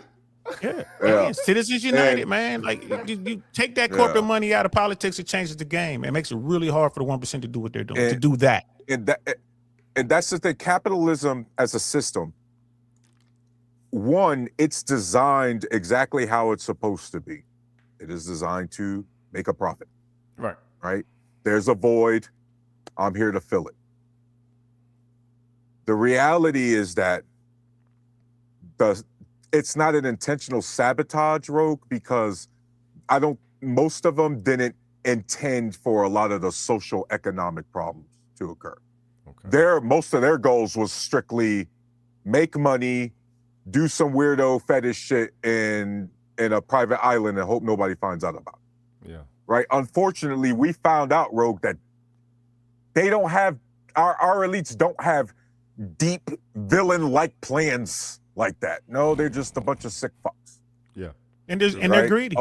True. Yeah. And so a lot of the shit that's happens because of the late stage capitalism we're in is really unintentional as far as that goes. It's just designed where they're going to benefit from it regardless.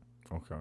You get what I mean? And so we should have had, what we need to do is, I guess, get back to the roots, which is actually competing and making deals. But to DL's point, is actually getting back to making stuff. But culturally, Rogue, and this is why I'm all over the place, Rogue, because there's so many things overlayered. Yeah. Good luck getting Americans to work those sort of wages to bring manufacturing back.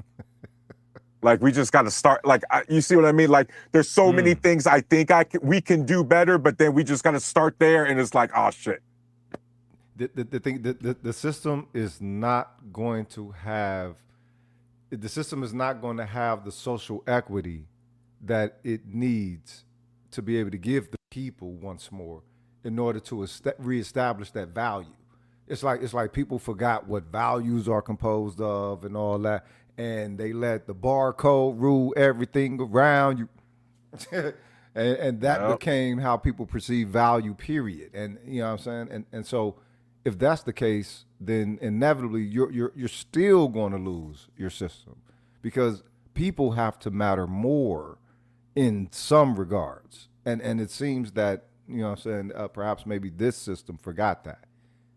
Hence why everything is for sale and anything. Well, think about it. We don't, to your point, Rogue, just think about how most of our cities across America are designed.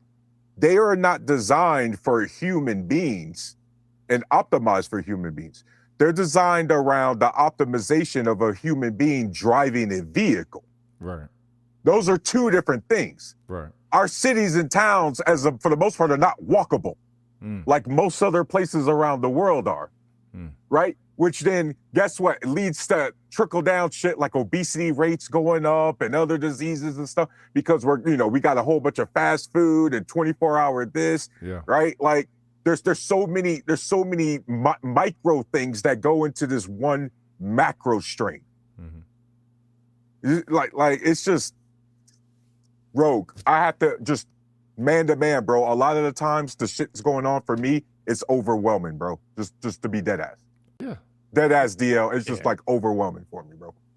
It's very it doesn't bother me because it doesn't need to be. The thing is that all of the resources here, there's adequate resources here where the 1% can still stay up there, eat well, live well, and everybody else below them have the healthy amount of the essentials that they need. The healthy, adequate amount of the essentials that they need. It doesn't have to be the overt abundance or all of, you know what I'm saying? All that, what's the word, indulgence, you know what I'm saying? The toxic indulgence that all of the FIFA soccer folks are experiencing here now. You saw this motherfucker is digivolving them into new kind of consumers. They can't believe all this shit. They done fell in love with the food, bro. Yeah. Hey, Rogue, did you see him in what was it, that game in Massachusetts? It's like, oh my God, you guys could drink in the stadium? We were not even allowed to do that, bro. They was getting hammered. Yeah. Go ahead, man. Yeah. It shows, but it shows. People say that shows how much the rest of the world is restricted. It's not. No, it's a standard. You know what I'm saying? There's nothing wrong with having a healthy standard, and borders. I mean, I ain't got no problem with that. But yeah, homie stepped up. Respect. What do, Antoine? What's going on, Rogish? How's it going? What's going on, Hey, Terrence? man. Hey, Antoine, how was your week, bro? It was good. It was pretty good and everything else. Father's good. Well, DL, welcome back, bro. I don't know if you can hear me. DL, can you hear me? DL saying. What's happening, fam? Good to be back. Yeah, man. Yo, Red Pill was asking for you, man. Wants to know what happened. So if you get a chance, hit him up and let him know how everything is. Antoine, Hey, as soon as I got out, he was my third call, so he know what it is. We were on someone's platform the other day, man. Like I said, man, I just tell people, man, especially on these platforms, you know, with these keyboard warriors, especially us older heads, man, just let these keyboard warriors talk, man. They just little kids. They don't know what's going on. They ain't been punched in the mouth before. And if you punch them in the mouth, you're gonna wind up going to jail. So I just let the shit go. For real. Jesus. For real. Look, they've been bold on the net since Duke Nukem. You know what I'm talking about? Oh shit! Hey, for real, they give and look, they be surprised as hell when you standing there in front of them. Yeah. You know what I mean? Like, how did you find me? Like, it's the internet, bro. Technology. Hey, I know where you at, homie. You could be found. What are you talking about? But that's how they're not used to. They're not used to confrontation, and they probably receive it primarily in virtual world. You know what I mean? Exactly. And then when the real thing comes up to them, they're like, "Oh it becomes an oh shit moment." Mom, Dad, Mom. Yeah, yeah. Hey, mom, it's help. It's help. It's literally. It's literally help. They will fall down the ground and scream for help. It's the most pathetic thing I've ever seen in my life. And it's like, all right, cool, you know. But I tell folks, like, just stay away, man. Like, so I let people. And here's the thing: most of these guys are dudes in the red pill space, like the mental swamp, and I'm over there trying to help these guys. So I laugh at them, but I still, when it's all said and done, I try to help them. Yeah, that's what it is. Rich Cooper called it that, man, for a reason. And it's like he told me, Rich Cooper told me years ago, he's like, man, don't do it. It's the swamp. It's the mental swamp. You shouldn't mess with it. But if you do, this is how to do it. And boy, he was right. But there's a book out there called, not to change the subject, but there's a book out there called Sextinction. Have you guys heard about this? I've never seen it on your show. I see it on your show right now. I've never read it. Oh, what a title. Sextinction. Yeah, it's about how Americans aren't having sex. Men and women are like, the gap between men and women are going, getting further and further apart. You got these guys out here who don't even try to talk to women anymore. You got women out here with these incredible standards. This is all red pill talking point stuff, by the way. And I've said from the very beginning that these talking points are going to go mainstream at some point. And now this really starting to break through into the mainstream. You got like this, I think her name is Dr. Deborah Show. She wrote this book. She's been around a long time. She's a neurosurgeon. She has a PhD. She wrote this book. It's only 8 chapters, a quick read. I'm up to chapter 8. I would be done, but at the end of chapter 7, it was talking about the sex dolls and the coming of the sex bots. But the last part of that was so disgusting. What they were talking about, it was so bad. In the book, she warned you, like, hey, you might not want to read this. Like, you might just want to go ahead and skip to chapter 8. Don't read this, but because I'm a journalist, I gotta put this shit out there. Yeah. And I read it, and I had to put the book down. I'm gonna finish it tomorrow. I had to read it, man. I had to read it, man. Bro, man, it is some disturbing grenade, bro. Avoid that grenade. Look, y'all gotta understand, bro. Like this, DL. By the way, I told you a couple years ago when I first started rocking with you about these red pill guys, dog. I told you about these dudes. And people got to understand, just quickly on if you ever bought into the red pill joint. Well, guess what, guys? When you go overseas to your favorite non-Western, when you go to your favorite from that space since 2007, I was there. I was there when it launched, and they adopted it, or they stole it from the Black conscious community, who was first using red pill based off of the Matrix. And then, it was the MRA guys that started it, but yeah, they took that shit. But yeah, you're right. So guys, when you're talking, have a problem with chicks, which was goofy.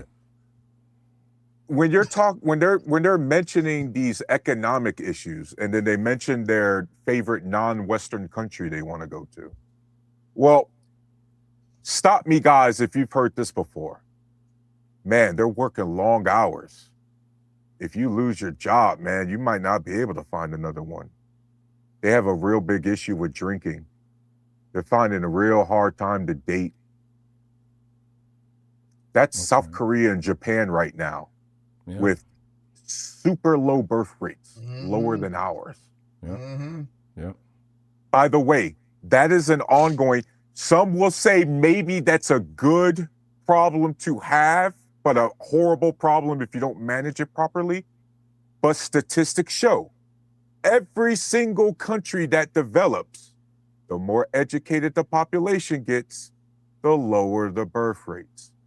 You see it through Western Europe. You see it through Eastern Europe. You see it in parts of the developing African nations. The birth rates are starting to decline in specific countries, right? You see it again. Hold on, real quick. Wait. You saying the higher the education rates, the lower the birth rates? So we should be good here in America, typically, man, because these motherfuckers are stupid. So we should be having babies everywhere. No, because the thing is, ultimately why they're suffering is because it's the whole thing with capitalism. You're not supposed to let your value become dwindled and defined by just a barcode or the market. You let items in the market be defined by market value. You don't let all value in your reality be defined by a market unless you want to turn yourself to a fucking store. But instead now, Rogue, damn, Rogue. You know, that's probably one of the few ways we as individuals, like people, get out of that is we're going to have to turn ourselves into stores, because right now we're already items. Yeah, for real. They already itemized us. You know what I mean? Braxton made a very valid point too. I mean, I've heard about those issues for a long time as well. My brother-in-law was stationed in Japan some time back when he was in the Corps, and I remember one of my cousins, he was also in the Corps. I also was in Japan a long time back. So I'm not surprised by it, because a lot of, like, South Korea, Japan, they have this real strong value about having a male heir.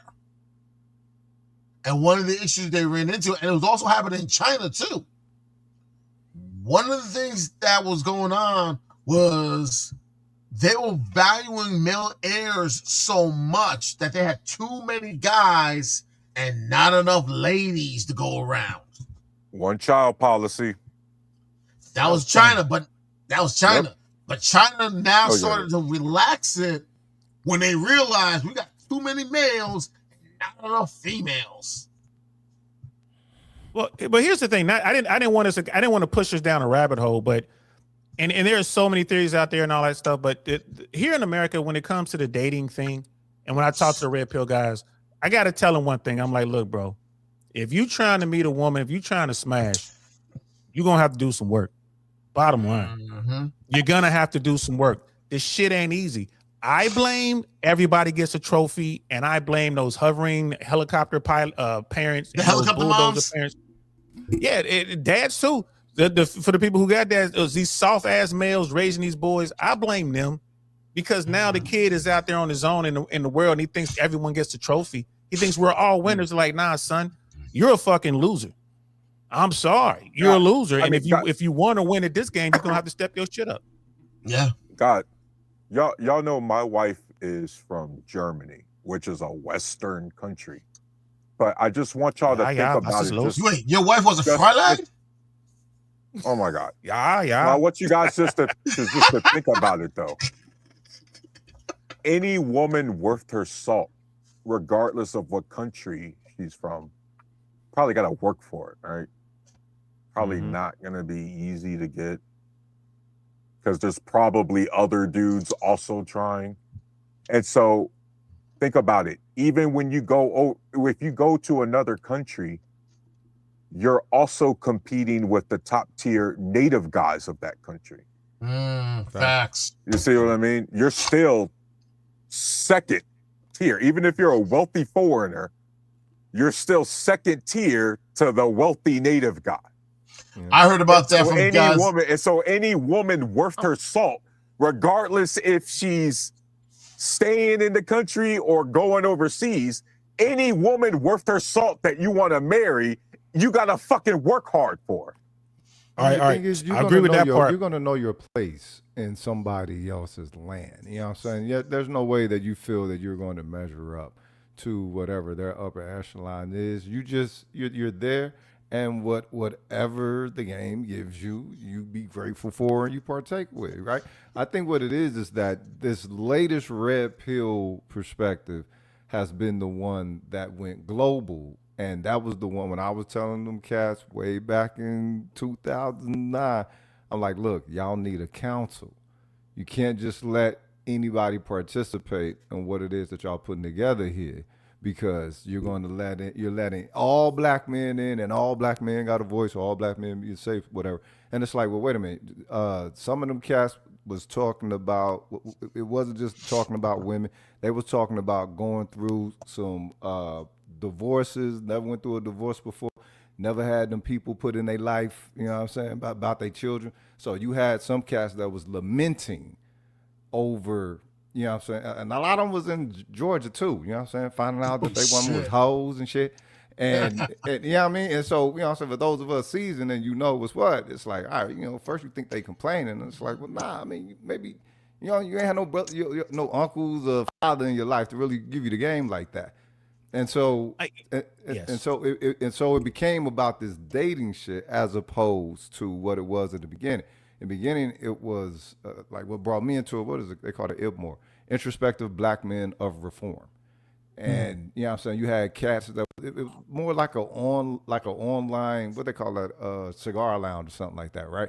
It didn't have all the toxic elements to it until it started expanding, and they didn't have any filtering. They just let anybody participate, and once the money started coming, there was no bouncer at the door.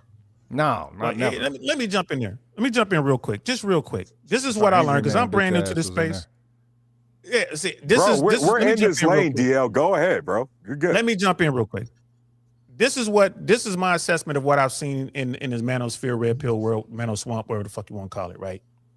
These dudes have overcomplicated this shit, right?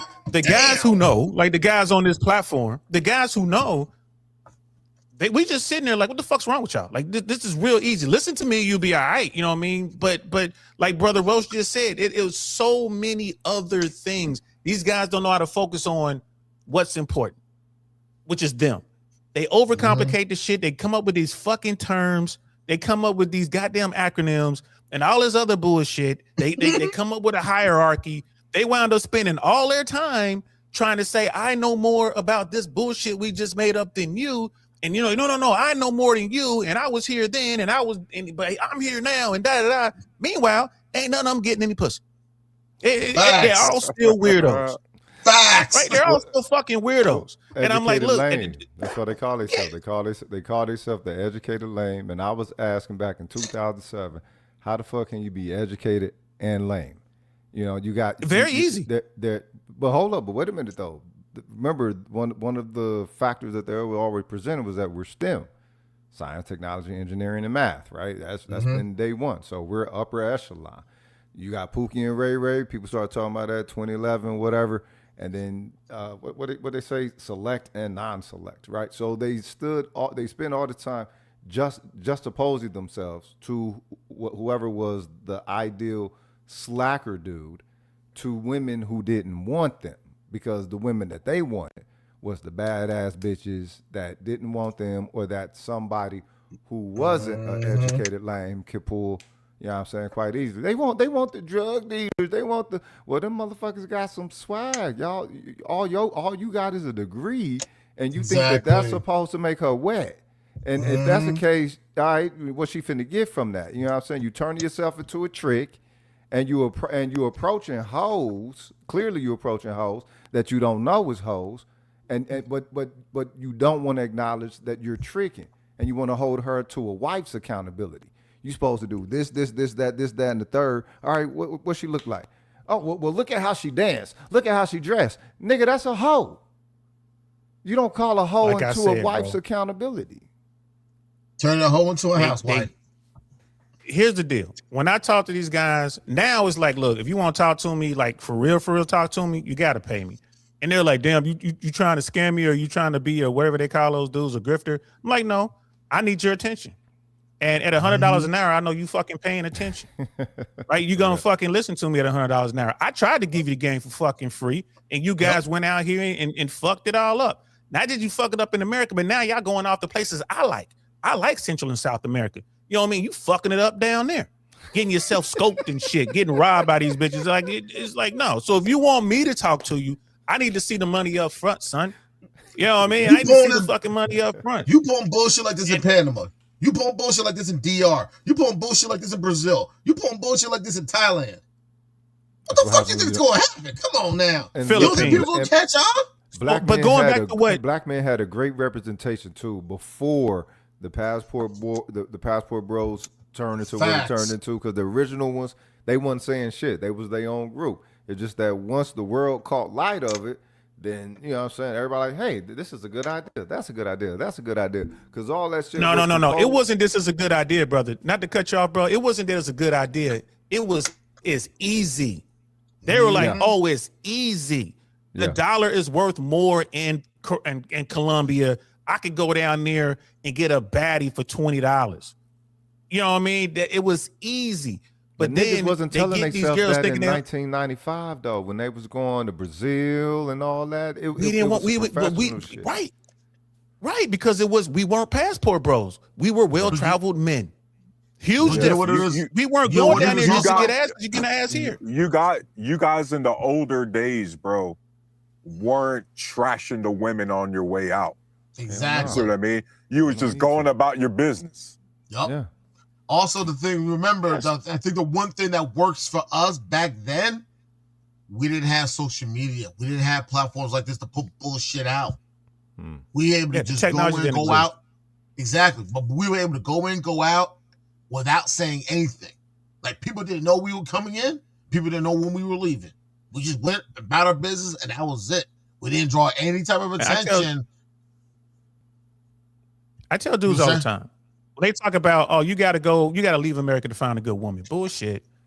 There are good women here. You need some game, though. It's like Brother Rose said. You need to be able to determine who's real and who's not. Which one of these chicks is tricking? Which one of these chicks is hoes? Which one of these chicks are little freaks? And which ones are real women?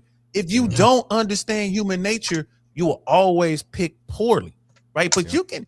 I tell people all the time, they're like, man, women ain't shit in America. I'm like, word? Where you been? Where you been? Where you live? Exactly. And it was like, I'm like, yeah. Have you been to Grayling, Michigan? Have you been to Traverse City? Right? Have you been to Walla Walla, Washington? Right? Have you been to Paris, Texas?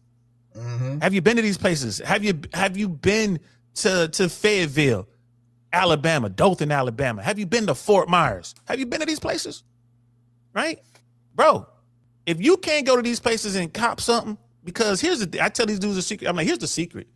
It's not like Tarus was saying, if you go overseas, you know, it's going to put you at like a second tier. I say, if you go overseas, it puts you even with the top tier. You at the top because you're different. Yep. If you, like, I'm from Cincinnati, Ohio, born and raised. But when I got up to Grayling, Michigan, I didn't know how to fucking act, man. Them girls didn't know how to act either, bro. It was on. It was on. You know what I'm saying? Wait, what's your pickup line? Psh, hi. That's my pickup line. How you doing? What's up? You know what I mean? Shit, 3 hours later. You know what I'm saying? We smashing. So, but I also understood how to talk to people. This is fun. The red pill guys, the 80% of the dudes in the red pill space, the bottom 80 guys, whatever you want to call them, the reason they have problems is because they're fucking social retards. Can I say that? Am I allowed to say that? I guess I did. Right? That's why they can't do it. That's their problem. Exactly. That's their problem. And once they understand that, they'll be all right. That book I was talking about, the Sextinction, it's a really decent read. I'm not gonna lie to you guys. It would be worth the investment to get it, I believe, or at least get the audiobook and listen to it if she puts it out. But it really touches on all these red pill talking points. Now it's like it's mainstream. I give it maybe another couple months. She'll probably be on The View, right? She's gonna be on Fox and all that shit. What? This is very interesting to see this grow into this. because the thing is, the majority of what it was that was crafted in the lens was honest. Now, one thing it lacked was empathy. The entirety of the time, I was trying to get them to understand, like, look, if you're talking to black women, you have to have some empathy with it. Clearly, none of y'all been in a relationship, none of y'all been married, or the bulk of y'all ain't been married. You know what I'm saying? Because when you're married, you got to talk to your wife different. You know what I'm saying? You'll talk to your girlfriend or just a random chick. And that's a fact, Braxton. Right. And if you're trying to get her to see something about herself to potentially alter or adjust, for y'all on y'all's behalf. But what they did was that they talked or spoke at women. And it's like, all right then, but educated lane, right? Girls don't like me. I can't get the girl that I want and all this shit. And it's like, well, what girl do you want? We want 9s. Y'all heard what Kevin, KS said. His 10 was I think Kelly, and his 9, his 8 was Beyonce, and his 9 celebrity shit, right? Okay, that's fuck out of here. Come on, what? Ain't nobody using celebrities. Rose, keep it 100, man. These dudes talk about a 9, and they'll show me their 9, and I always tell the dudes the same thing. Like, man, I want to smash it with your dick, bro. If that's your 9, go on, bro. Go on. You don't even talk to me, man. Just go buy her a Big Mac or something fun.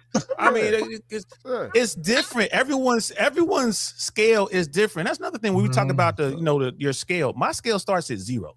I do 0 to 10 on my scale. When I talk to people, 0 to 10. People are like 0. I'm like, yeah, some fucking zeros out there, bro. There are people out there who are zeros for various reasons. There are people who are deformed. There are people who've been hurt, got burned, and all that. But then there are people who are just no personality, whatever, 0, men and women. And when you use 0 to 10, 5 is the median. 5 is the true median. And the vast majority of us, we fit between 4, 5, and 6. Why 0? That's where everybody 10, is. So I'm like, leave them guys alone. I'm sorry. Go ahead, bro. Why 0 to 10 though? Like, because you need that median. You need that median. You need that 5. You need there's 5 spots below it and 5 spots above it. You need that median.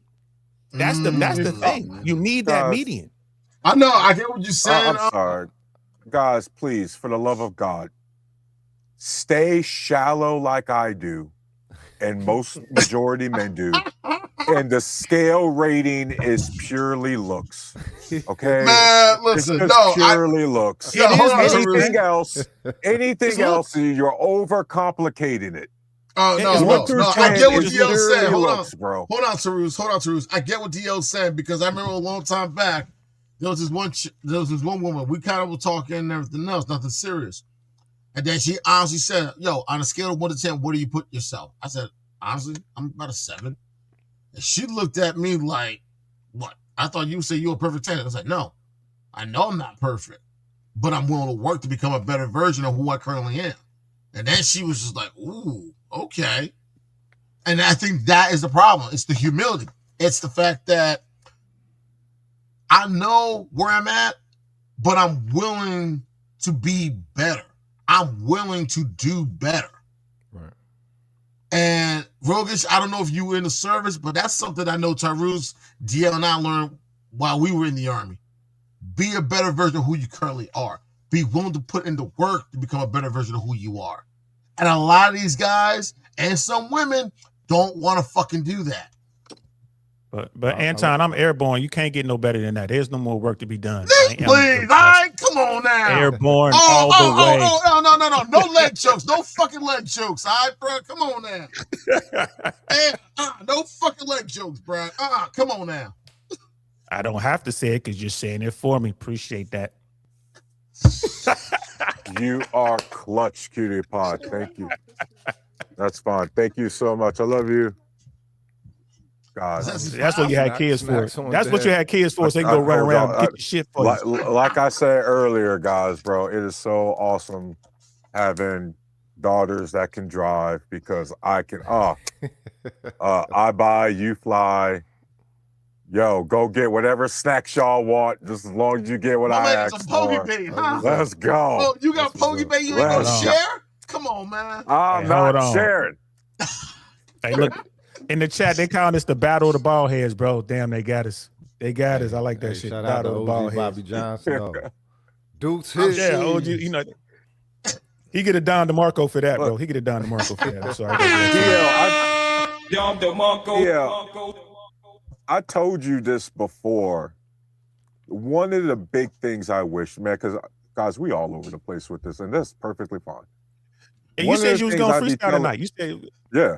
One of the things, bro, I really need my guys to understand is you want to go explore, fine. Guys, I ended up marrying a German woman. I've been married for 18 years, Rogue, by the way. Right. I got married when I was 20, and I was stationed in Germany for 5 years, right? Okay. you beat the odds, bro. Goddamn. Yeah. Could you imagine, Go Rogue, past if 10. I took the red pill mentality, man, these American women are trash. Mm. Okay.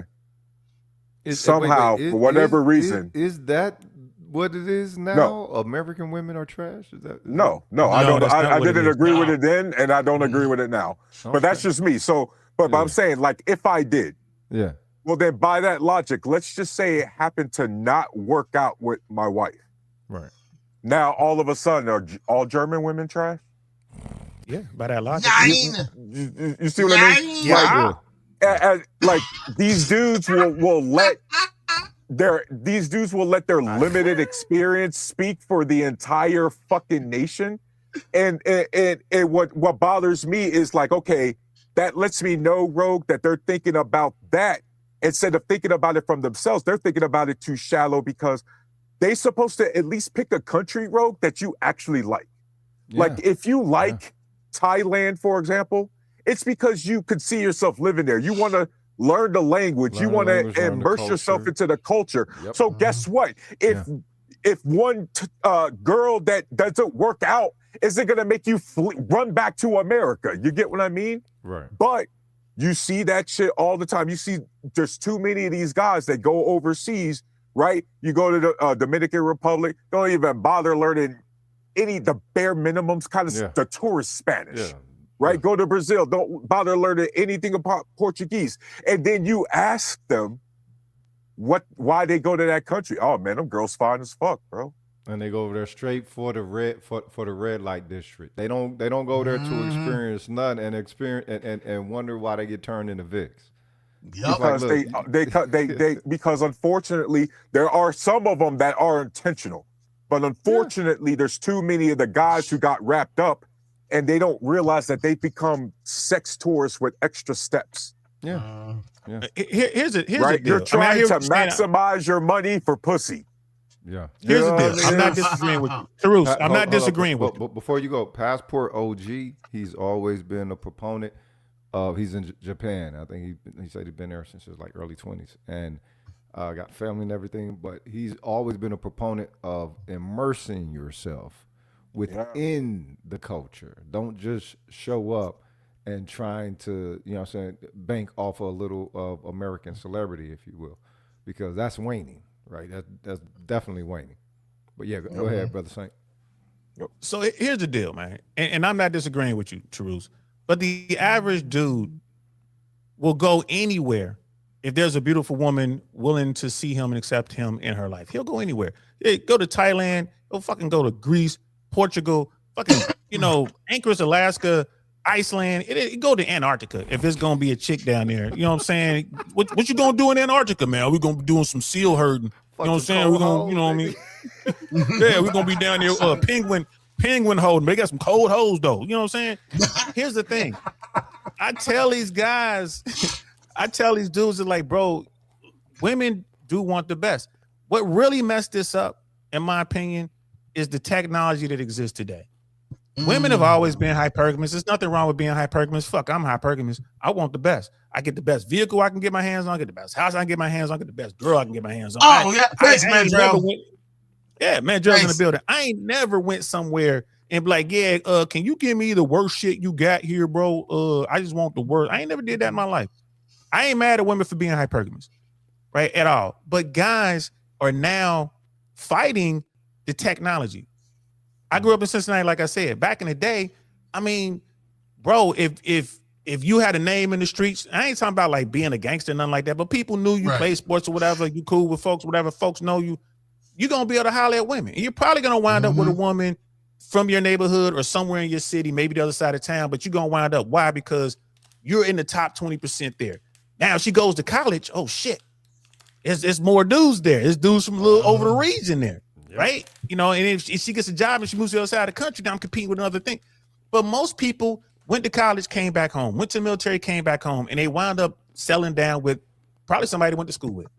You know what I mean? High school, middle school, elementary, something like that. But now, man, they could pull out their phone and they got dudes hollering at them from all four corners of the globe, bro. Dudes with bread, like, yo, I'll fly you out here, or I'll come meet you there. I'll take you. Oh, you want to go see Hamilton? I'll take you to Hamilton, VIP package. To compete with that, you got to be the guy she absolutely wants. And it's not about your height. It's not about your dick size. It's not about how much money you make. It's the fact that she loves you. She believes you're the best that she can get. Then that woman won't be moved by any other guy. She won't be on her social media like that. Her page will be private. It is what it is. But they're competing with technology, and these dudes weren't even in the game when it was like local and regional. Right. How the hell are they going to compete when it's global? Nice. So hold up, guys. Let me stop. And DL, I love you, bro. But unfortunately, this is why I'm here to help you with the software update, because you want to know how they're pushing back against the technology by embracing the technology, and we're getting better and better sex robots and simulations and VR and this kind of shit. Yeah. Yeah, like that. They're combating the technology with more technology.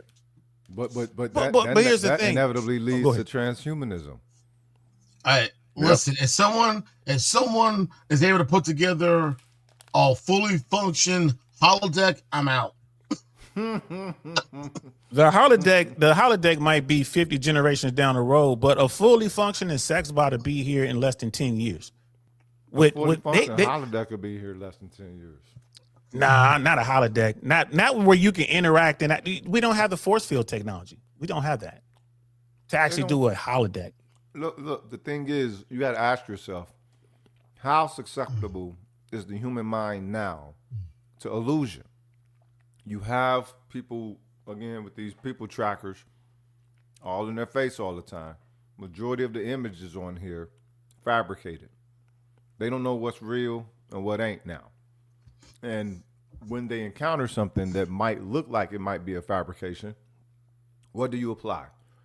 You apply intention, you apply focus, a singularized focus, and that is the conditioning module that they use to get you adjusted to the new fabrication.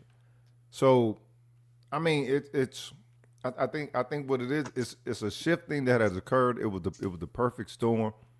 I knew it was gonna happen. I tried to tell them niggas like, look, y'all better get a counsel and y'all better start using more empathy, because one, it's a whole bunch of brothers sharing all of these experience, and all of it ain't bullshit.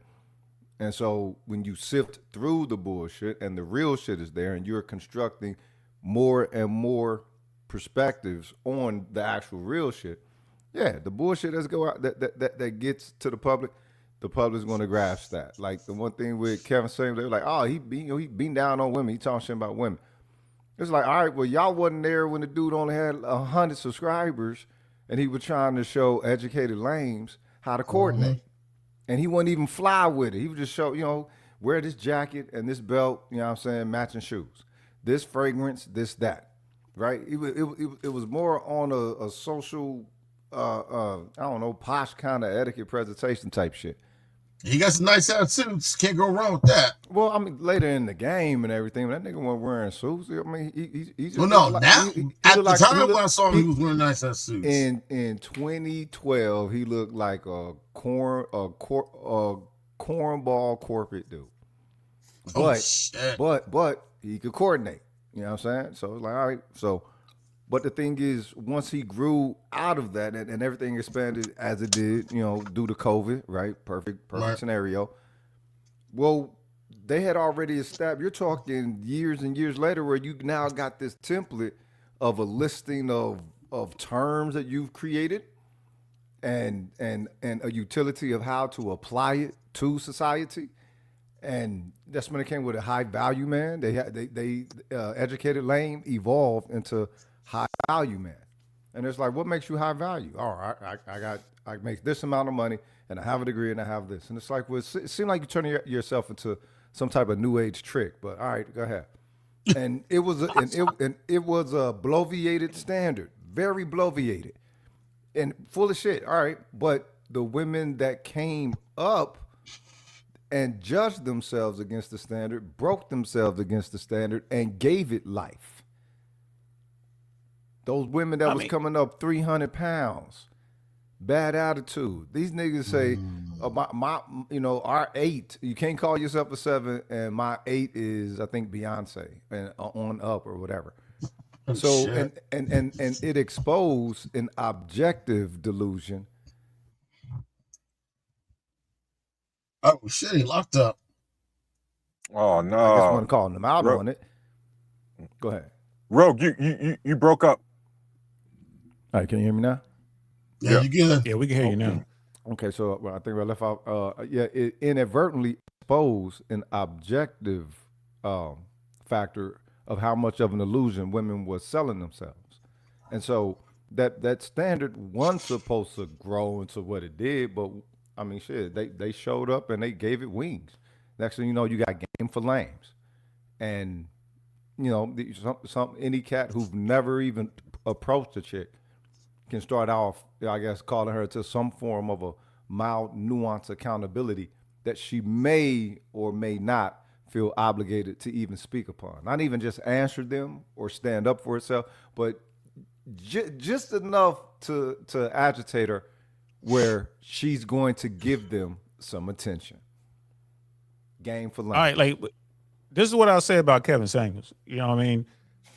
When that dude left this existence, he had a baddie on top of him. He came and went at the same time, bro. I want to go like that. I want to go like that. Yeah, I agree with you, bro. He was. I remember I went back and saw some of his early stuff. I'm like, yeah, this dude looks like the lame, but he was able to carve out a space and shout out to him. You know what I mean? Rest in greatness. You know what I mean? That's good for him. Yeah. But at the end of the day, these guys still need help and they don't want to do the work. So when the sex bot comes, when you have a synthetic humanoid that moves like a human, that talks and is powered by AI, that you want to talk about, so we're going to put your tinfoil hat on for a second. That's going to be some game-changing shit. Whoever owns the AI and can program those female sex bots to whisper in the ear of these weirdos who bought these things and they have these relationships. Because think about it. How many Americans now have relationships with AI just in their computers, not even attached to a bot that you can put your thing in, right? Many. Yeah. That program, whoever controls that program is going to control those men. 80% of dudes are saying, the tech bros. The tech bros that do that now. They're the ones who own the AI bots now. Right? Whoever owns the AI bots, the AI chop bots that people are falling in love with. And whoever can fucking plant some backdoor shit in there and override that programming and do whatever. Think about it. These guys will do whatever that sex bot tells them to do. These dudes will get up and work. If you got to spend $100,000 on a sex bot that looks like Beyonce or Kelly or whoever you want to look like, you know what I mean? If it costs $100,000, they'll come out their mama basement, go make $100,000 so they can get the sex bot, and they'll go right back into the basement. Because that bot is not just, go ahead. But I guess we're gonna be the first generation of Blade Runners then, huh? This is the bigger issue though with the whole bots and the AI shit is we're talking about the same demographic of men who again have a hard time socializing with not just women, anybody in real life. And my issue with this, especially with this is this kind of goes back to the rating scale too, DL. Is the reason why I say keep it shallow is because especially if we want to add in all the bells and whistles that goes into the 1 to 10 scale rating, well then if we apply that same scale rating to a lot of these dudes ranking the women, how many of them would be rate 0 to 3? These And the dudes ain't. reason why they'll be ranked a bunch of 0 to 3 dudes, like so like hypercritical to women. They're also the ones who's gonna want these freaking these sex robots. Why, DL? Because they have the same problem in real life that they get to remove with the AI robot. They don't have to deal with the personality.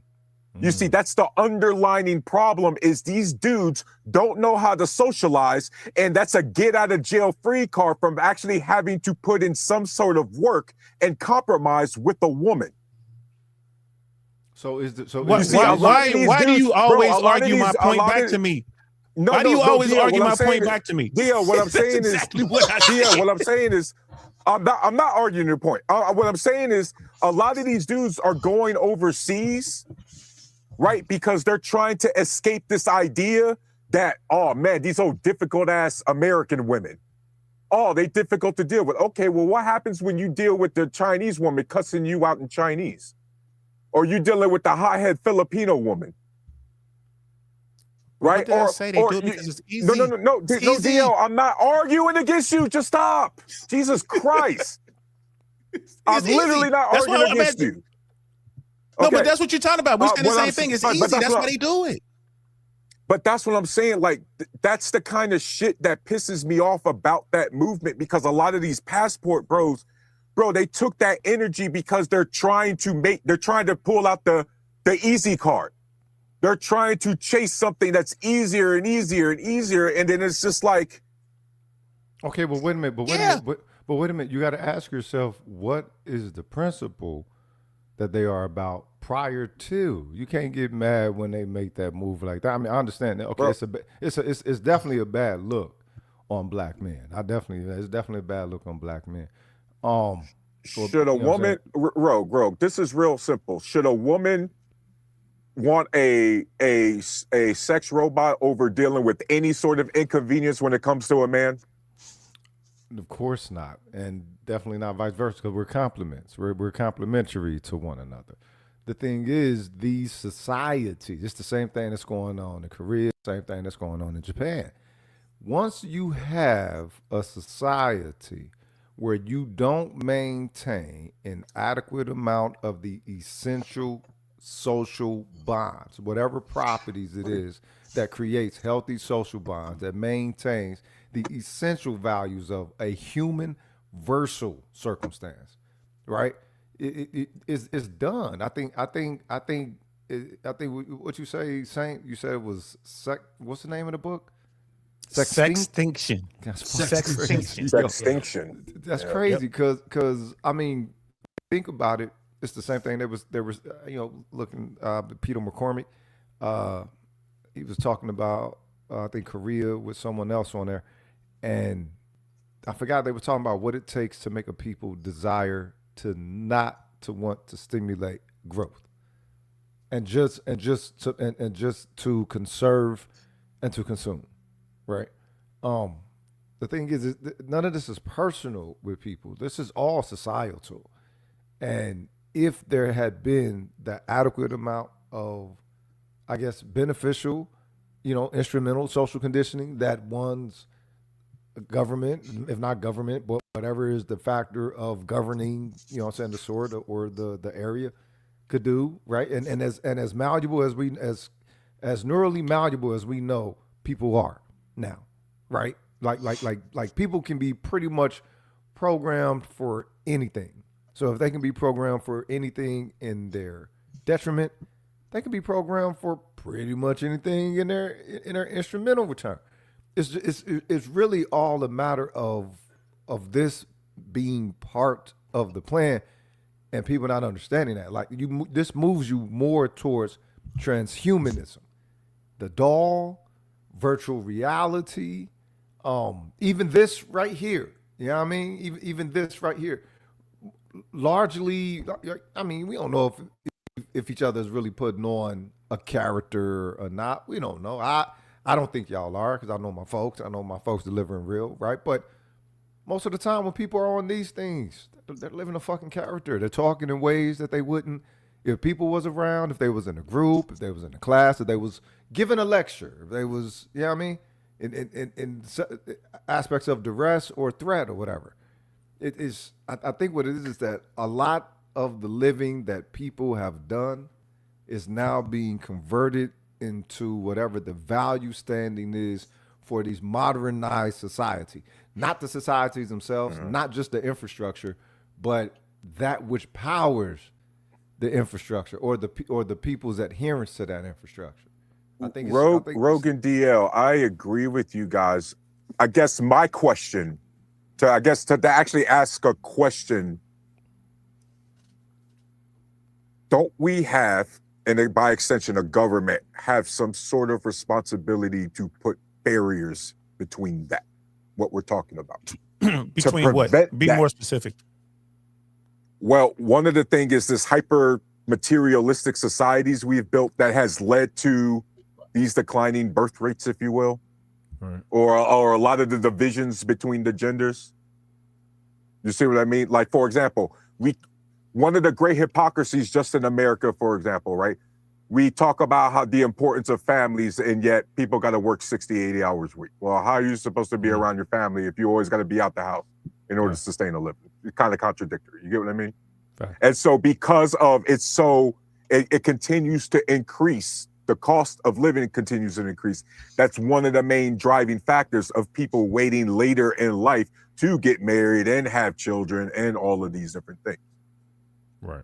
Well, I mean, and so okay. what I'm asking is, don't you think government or do you think government should, or could you make the argument that government should have a responsibility to keep that barrier in between, I guess, the market, if you will, and technology and our social lives?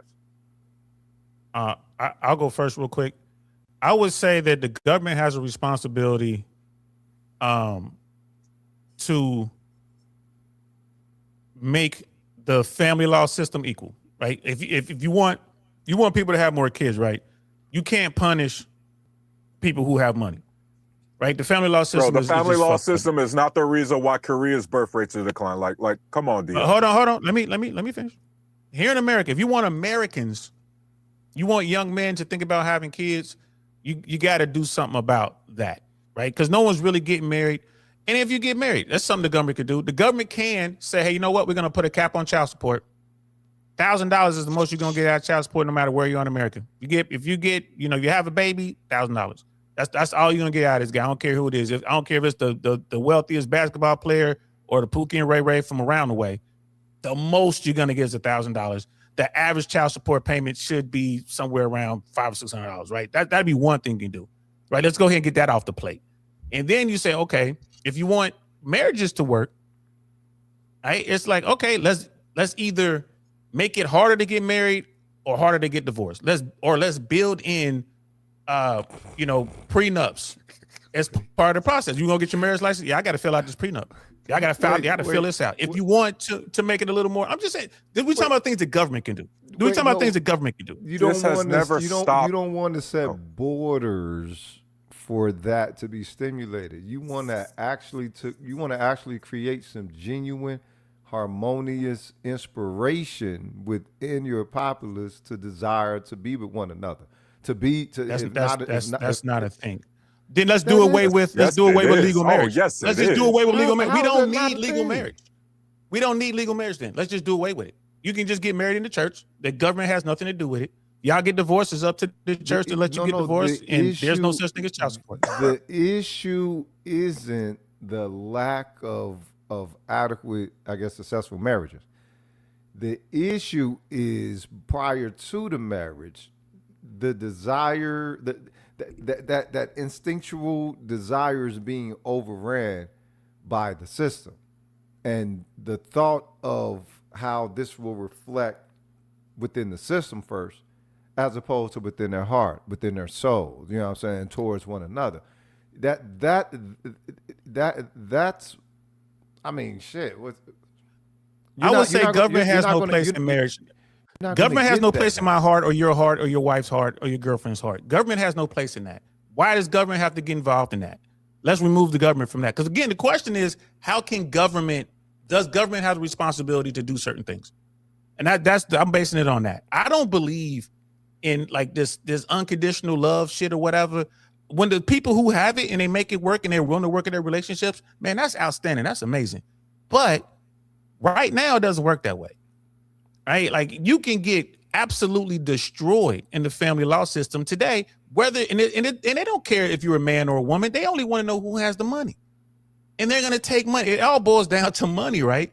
66% of every dollar that's issued in child support, the federal government rebates the state for issuing that damn order. Yeah. Child Think support about has that never for a minute. stopped dudes from knocking up women, bro. Like that. Yes, it has. That's why it's on the decline. I guess Yes, it has. maybe. No, that can't be. It's not Like- Yes, it has. legislation. It's not legislation. No. But my whole point, but you're saying, what can the government do? The government should be removed from that part of our society. I would say remove the government from love and marriage and leave that up to the church. Right? We got separation of church and state. Let the church handle that. And if you don't like what the church is doing, oh well.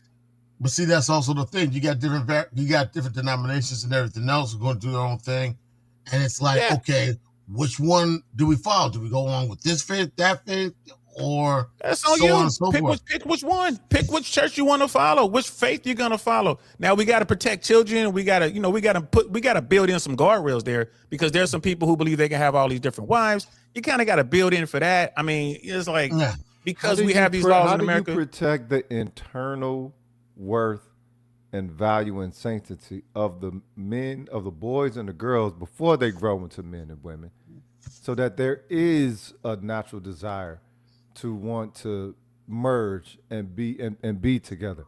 These current modern social circumstances or environments, they are there. What you're not understanding is that there is almost like a poisoning of value that is occurring. There's nothing that a government is going to do in order to enact a forceful change of that. The thing is, what's being eroded is something that would have been eroded if it didn't happen here, if it happened somewhere else. Any place that has this model right now is going through it. Every land upon this world that has this style of economic model or it participates in it to a toxic degree is going through this. This is way more than just a government correction. Brother Roach, my thing is this. What business does the government have being involved in your love life, in your marriage, and how you raise your children? Like, because I would say the answer to your question is it's not the government's responsibility, it's mom and dad's responsibility. It's the grandparents, it's the community, the village as a whole responsibility to raise that child the way that child should be raised. And hopefully that innate feeling that you're talking about or whatever is baked in. But what does the government have to do with that? It's supposed to be baked into the raw humanity, not just to a particular and the family setting.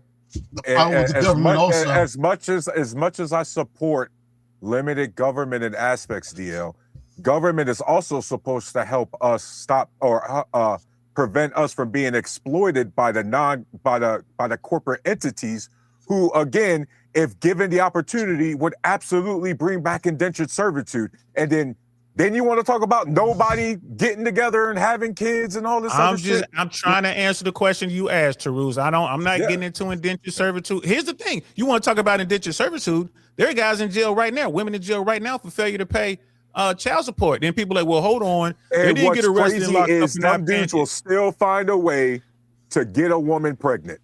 That's still here's my point. DL, no, DL, you kind of trying to answer your question. Okay. I'm trying to answer your question, brother. Why is the government? Because they'll say we didn't lock you up for debt because you can't lock people up in America for debts. We locked you up for failure to comply with a court order, which is the bullshit. Is just the workaround. Think the large amount of people are in relationships where it's largely just child support that is governing how they potentially could be intimately with another person and make. Come on, bro. All I'm saying is remove. Why is the government doing it? Remove that element. That's all I'm saying. I'm not trying to stop your loving and marriage and all that. That's not going to make me. Educated Pookie. Nice meeting you. I'm Tyrus. Yo, what was good, Tyrus? I'm sorry. I don't got my reading glasses on, so y'all names I can't see all of them. Respect, brother. Respect. I think that's Antoine. Shout out to you and And he said my name Rogish. correctly. I'll give you that. Oh, and DL. I've debated DL before actually on I think it was Torsh's channel. Yeah. It was the black pill, red pill thing. Yeah. So shout out to DL because he's a good dude. When he disagrees with someone, I respect the fact he'll let you up on a panel and he'll debate with you for like a whole hour. He won't, so he does stand on his opinion, but I think I was agreeing with Hold up, Tyrus. educated Pookie. Hold Oh, on. How was your week? oh, my week was good. Like my off day was earlier this week, so now I gotta work like 5 or 6 days in a row. So now, Oh shit, bro. yeah. But I kind of I wake up late for most of the week, so I'm not complaining too much. Yeah. I don't mind having a late shift. I could wake up at 10, 9, Oh, 10 so instead you of ain't waking up at like the 4, 5, 6 o'clock. You ain't gotta yeah. do none of that. I don't gotta open the office at 9:15 or 8:45 in the morning. I'm Yeah. not complaining. I'm not complaining. That's what's up. Hell yeah. Go ahead, bro. No, but no, to root like the only reason I didn't want to comment is because when I joined, I was having trouble with my StreamYard, so I kind of missed some of your points. So even though I thought I agree with you, I kind of missed what you were saying before DL responded. So I didn't want to sell DL short because I didn't really hear the whole exchange. So I was kind of trying to hold back for another 30 seconds before. I mean, if you want me to talk, I will, but Yeah, I didn't hear your no, whole you're good. point. So You're good. yeah. Like I was just But yo, seriously, and I'm gonna have to go here pretty soon. Tyrus, I'm gonna have to go here pretty soon. But just want to I, give you that heads up. I did put a couple links in the private chat, guys. I think you should check it out. Some pretty cool shit. educate real quick. Educated Pookie, did you want to talk to DL? Oh no. Especially if DL has a time limit, I wanted you and him to hash out your thing. Because my thing with the marriage, just to Oh, sum it up in 10 seconds, I'm neutral on marriage. Personally, I'm not against or pro. right. Hypothetically, what Tyru was saying, if you would get the government involved in your marriage or in any intimate relationship, it would be for protections from either corporations or certain legal situations that you as a couple may be liable.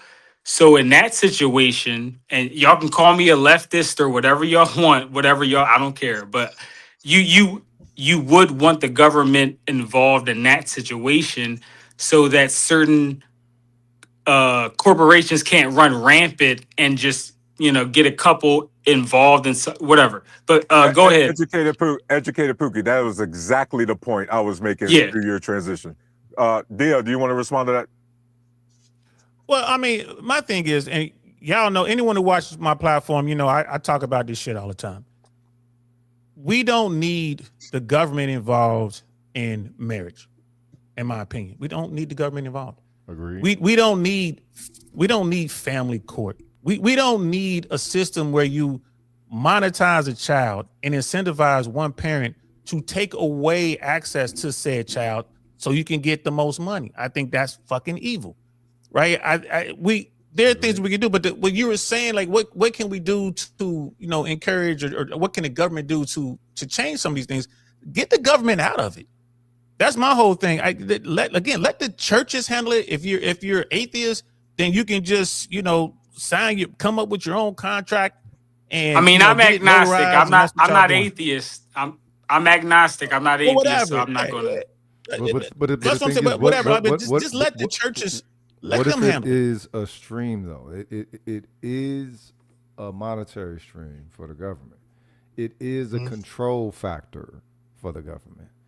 It is a regulating factor for the government.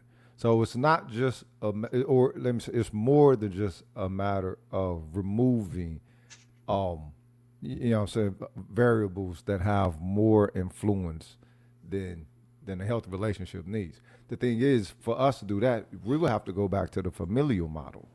Now, this government it does not want people having a familial model in chief operation of how people govern their lives. It not definitely not in America.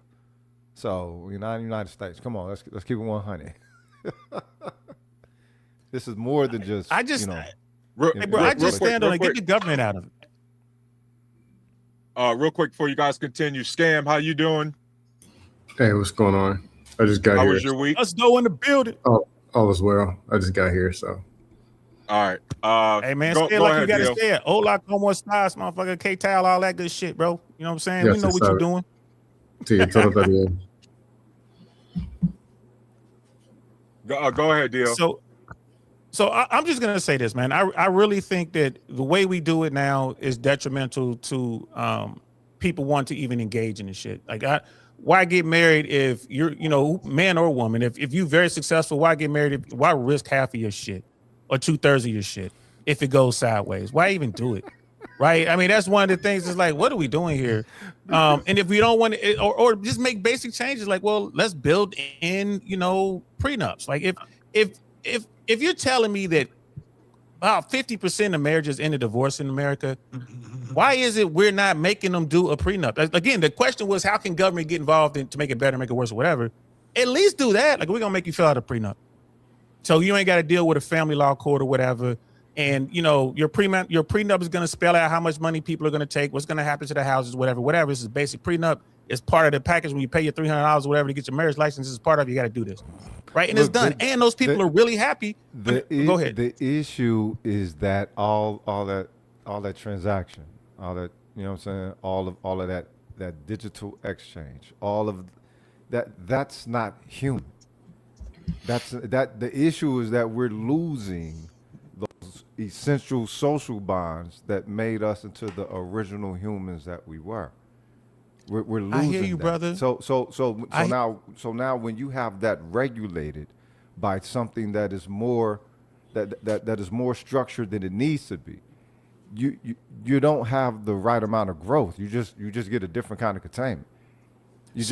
What do you, brother? What do you tell that guy or that woman that doesn't have access to their child and they're paying $2,500 a month in child support? Not because the other person is keeping them away, because the government is keeping them away. What do you tell that person? And then we didn't even talk about the alimony and all that kind of stuff and losing half. You know, I'm not saying that they shouldn't desire to remove the government from playing this part in that, but the thing is, the system would have to undergo an entire, you know what I'm saying, reformation, and there's too much incentive for it not to go that route in benefit for the people. Way too much incentive by those that are currently, you know what I'm saying, in control. Yeah. But again, the answer to Tyru's question is, my thing is, remove the government. Remove the government. Let's see what happens. Let's see if more people do get married. Let's see if more people, like, you know what, I'm gonna go ahead and try to have a child. Although it's still gonna be difficult because it costs so much to raise a child today and all that. But I mean, let's see what happens. That's my whole thing. DL, I don't think that's gonna. Oh, my bad. Okay, so that makes guys, DL has answered his question. That's his opinion on how it's going to work or how he would go about it. All right, Antoine, what do you think would help? What do you think is some of the issues, right, that would actually, you know, help make it? No, you said, what could the government do? Yeah, what could the government do? Do you think there should be barriers in place? Or do you feel opposite? No, I understand the importance of the guardrails. I'm not arguing with that. But my thing is, if you want people to have more kids, get married and everything else, you need to provide some form of flexibility to make that possible. And I forgot who it was that said it. Why do you have to work 80 hours a week in order to take care of your family? And you're out that many times, 12, 13-hour days, just to provide for them. You would have a system that makes it possible to where I can go to work, and have the ability to provide for my family at the same time without taking time away from them. But we don't have a system like that. That's the problem. I remember talking to my wife about how in some places they have a 4-day work week. And she looked at me like I was crazy. Oh yeah. And they Some have places that. in Europe, right? Yeah, some places in Europe have that. And there's one industry here in the States that have that. Aircraft mechanics. There are aircraft mechanics that I know from my old job. They work 40-hour work weeks. 40-hour work weeks. They work 4 days a week, 10-hour days, and they have the weekend off. And they have the ability to spend time with their families and everything else. What's wrong with coming up with a system that makes it flexible and makes it possible, not only for the parents to spend time with their kids or adults to spend time with their spouses, but how come we don't have a system that's set up that doesn't punish a parent going to a parent-teacher conference? How come we don't have a system that's set up where we don't punish the parents for when their child gets sick in school, he or she can leave without being punished, without having to worry about losing pay, to take their child to go see their doctor? The system is not set up for that. That's the problem. Well, no. You can't sit. It's not that that's the problem. People forget this system was created by those who pretty much templated from a plantation. And all they did was expand those borders, all right? And the intention, things changed. The product changed. How, what was shipped changed. The order structure pretty much remained the same because supervisor is equal to overseer. You know what I'm saying? If you know, you know. Because they both see over, you feel me? But inevitably, in other words, it's basically a walking contradiction. Well, it's not that it's a walking contradiction. It's a corporation. It's not a real country. If you believe it's a country, then you can't get mad when it behaves like one and then stop whatever. You know what I mean? It's not a real country. But if you believe that's what it is, then all right. Don't hate the player, play the game. You know what I mean? People believe that this shit is a country when it acts like a corporation. It measures like a corporation. It sets value standards and worth settings like a corporation, not like a country. Educated Pookie. Yeah, I mean, I gotta agree on that. Have a good night, fellas. I got to get going. I got to get up. Okay, thanks for joining us, man. Yeah, I had some dust for you. You already know. I mean, thanks for joining us, Scam, you know where to find me, bro. You know the routine. My pleasure, man. You act like y'all don't know where to find me, especially you, Scam. Act like you don't know where to find me. Bring your dust tomorrow. Plug your channel. Hey, DL, plug your channel real quick. I'm gonna hit you up about something tomorrow, DL.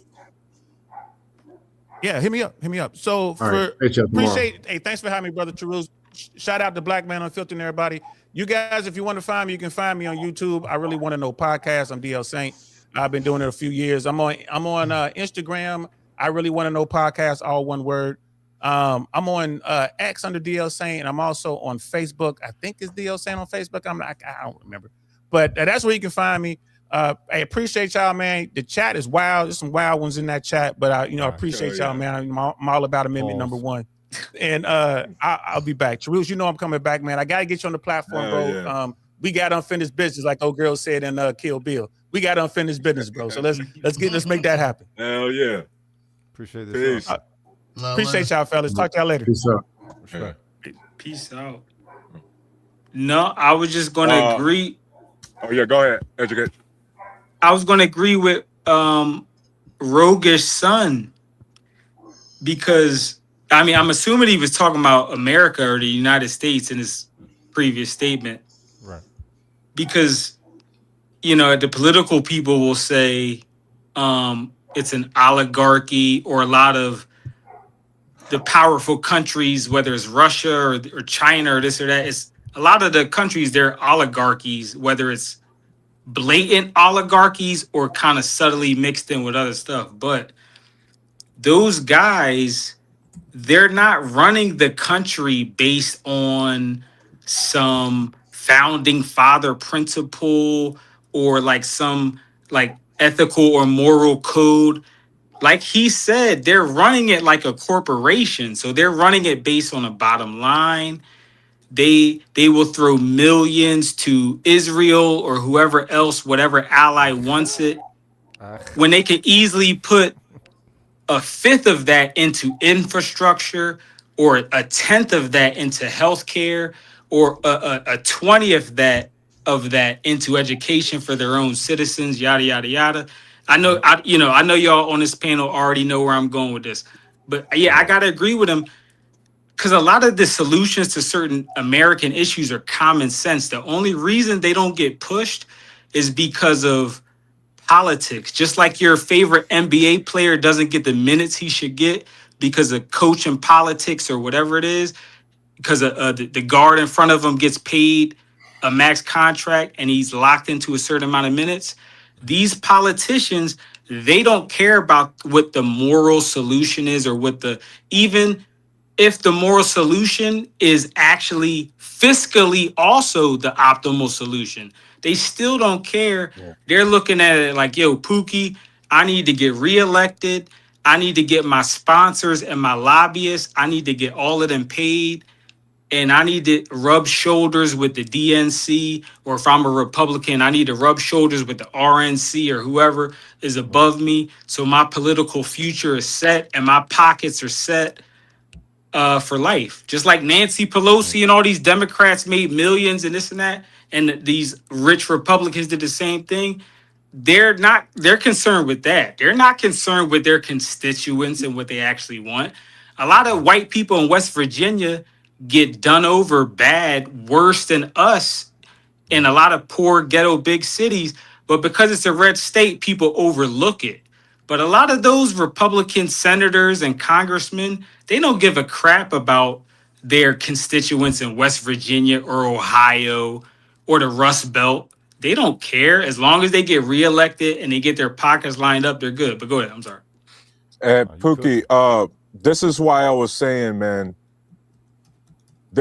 I think there has that's government's job is to have that line, because we as Americans have gotten so used to trying to offload all of our problems to the free market to solve, and the free market solution is inherently profit driven. So all of their solutions to any of our social problems are going to be profit driven, right? When we're talking about our social issues, that's our government, AKA providing a service to us. It's completely different. And yet we got too many people who confuse, or too many people in this country blended in too much. And again, they want businessmen running government institutions that are not profit driven. It provides a service. It needs funding to provide something. It's not a profit motive. Scam, before you go, Josh, nice to meet you. I'm Tyrus. You're muted. How was your week, Josh? Sorry, Tyrus? Okay, I have to remember that. I like that name. Oh, thank you. How was your week, Josh? I'm Josh. I actually don't know many of you. I know Scam actually fairly well from way back in the day, I guess.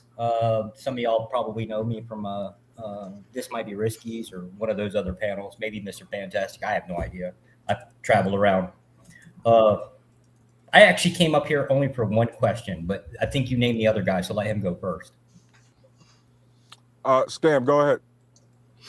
I think you had a question about what can the government do to start fixing relationships and marriage. Sure. We'll keep it there. Sure. How about no? That's between you and that woman. And the dudes, Tarus, you're from Cleveland somewhere, right?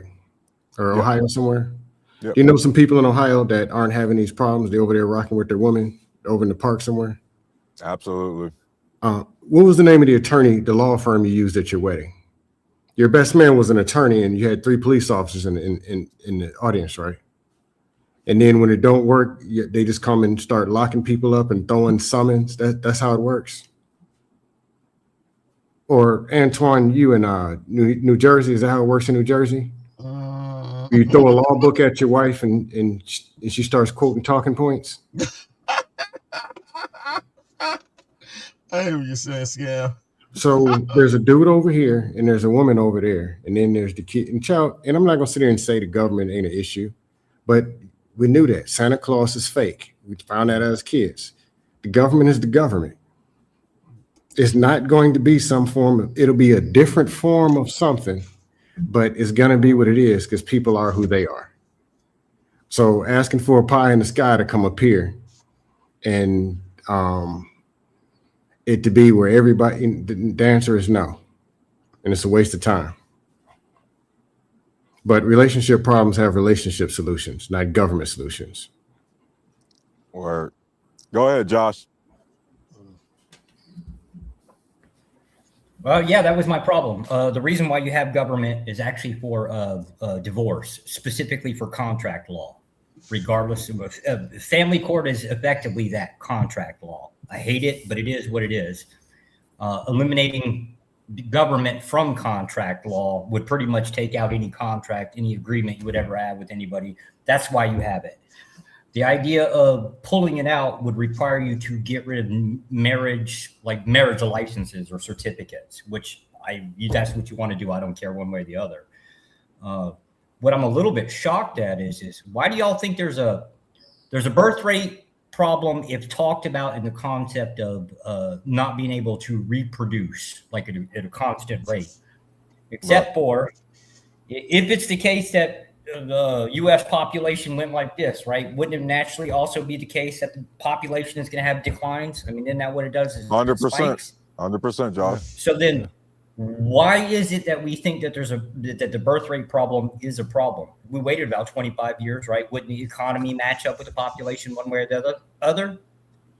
Well, because our economy is designed in a way where we have to always consume. Our economy is designed in a way where it has to go up always. We're not even allowed to just be like, hey, you know what? We maintained for a couple of years. That gets people fired. Go ahead. Help me understand. Is U.S. economy based on domestic consumption or domestic and global consumption?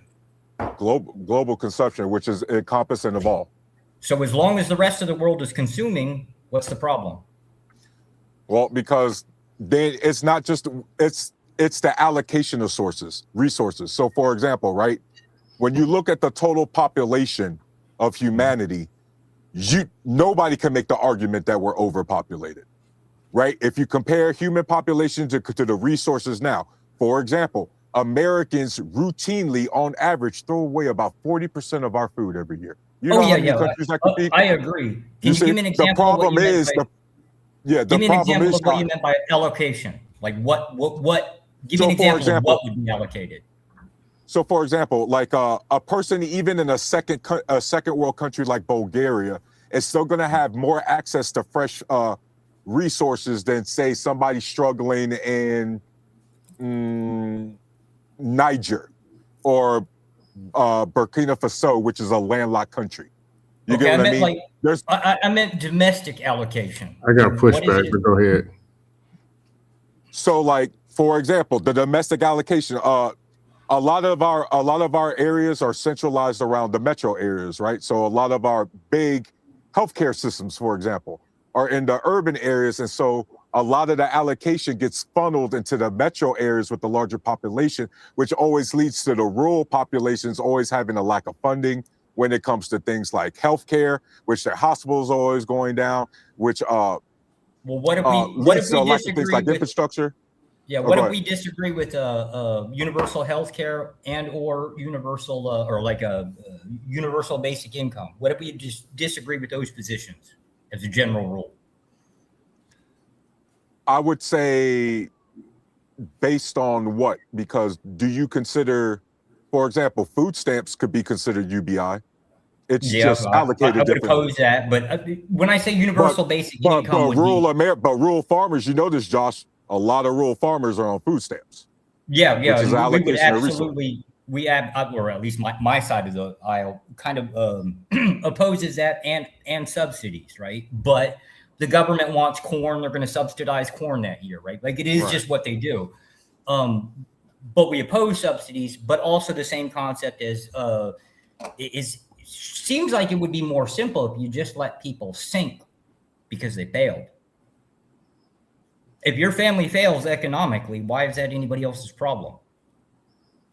And if they seek help, right, it's not like there's not institutions out there, the church or you know, whatever local community, right? If a local community is great at what they do, then let them be the supporters, right? Why does somebody on the other side of the country have to assist? So what you're just because we've describing is the reached basic way that capitalism. Rogue, I'll let you respond real quick. I just wanted to answer that directly. Yeah. What you just described is the way that we were all sold growing up is how capitalism is supposed to work. I don't think it's been that way for 100 years at least. Josh, I'm just telling you how I'm only 38, bro. I'm telling you how people grew, how it was sold to the American people. All right. So when you got it marketed that way, and then you realize it's not like that whatsoever, that, for example, the 2008, that's not the first time the government's bailed out. Well, what do you mean marketed that way, right? Like we were marketed Santa Claus. Well, some of us were I guess educated that way. I'll use a better term. You mean like in the school system? Yes, like, okay, so just for example, Josh, growing up, I was always taught that industries rise and fall under our system. Right? Correct. The free market. Yeah. Right? Yeah. That the government is supposed to stay out of the free market because staying out the free market is fair and competitive. Are we tracking? Yeah, with the exceptions of with the exceptions when factories pollute or whatever the hell. So whatever regulations that they go after. Josh, would it help for you to I was born in the late 80s, 87 to be exact. And so that's the education I'm rolling with. Yeah, same. Okay. So, right, free, fair market, at least the concept of it. In reality, the concept of it. But in reality, in practice, what we have is a whole bunch of corporations, a whole bunch of companies who, without government subsidies, would absolutely fail all on their own. Do we agree there? Some of them, yeah. Well, okay. So, like, say the 2008 banking, basically the real estate market crash, right? The Wall Street bailout, yeah. Yeah, we kind of understand, like, we kind of disagree with it, right? Except for the one thing that we hated was if the lending systems went up, right? Because that's what our economy was based off of, was lending, right? So naturally they're going to go in and defend it, right? Or at least try to prop it up the best they could. Right? Now we'll get pissed off individually, like a bank got a bailout for it, right? Except for when it's gone, we would have complained about it even worse. It seems like asking people to be involved with this stuff, or at least an average everyday person to be involved with this stuff, is a bad idea. Well, I mean, I think they're not involved enough. Cool. Does the vast majority of society make good decisions or bad decisions? Well, think about this. Does the vast majority of society make good decisions or bad decisions? That's a general. It don't matter if you make a decision or bad decision. You're supposed. I'm gonna be honest, Josh. I don't know the answer to that. I don't know the answer to that. I'm gonna say large part of the society probably make unfavorable decisions. But the thing is, that shows you how malleable the human psyche actually is, and as far as the government not being liable or whatever, in this country, we've reached a level towards where all of the objective social ills of any society can pretty much be neutralized, if not obliterated here. So this government has much accountability unto the people, the way that it was. I mean, you got to remember, from the people here was able to become such the world power that it is. So yeah, it's definitely an obligation. If there's not a necessity for families falling under, they shouldn't fall under. No family should fall under in this system. We've already reached a level no families? No fucking families. We've already reached a level where we should have universal income. We should have universal health care. We should have universal education. Our children or the young ones now in this day and time are arriving to college illiterate. Now think about that. I got a question for the panel. Go ahead. Yeah, Scam, you said you opposed something in the back. I don't want to move too far forward without you. I actually forgot. I forgot a part of it, but question being, when I was 21 or 22, I read the book Who Moved My Cheese. Highly recommended. That's a good book. When you find out that it is what it is and it's gonna be what it's gonna be, are you gonna keep beating that dead horse?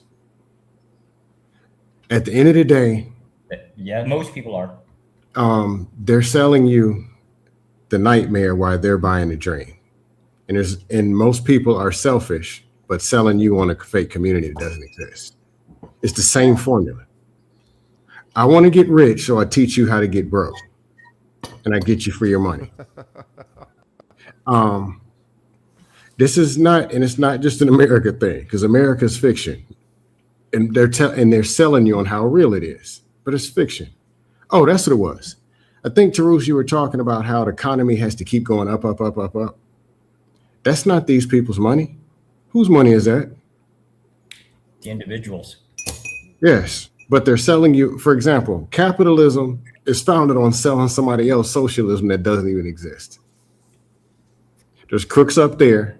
They're turning you into wannabe crooks. And then there's crooks next door onto your left and your right trying to go in your pockets, saying they're your friends. Like, I'm just not believing in buying the fake dream.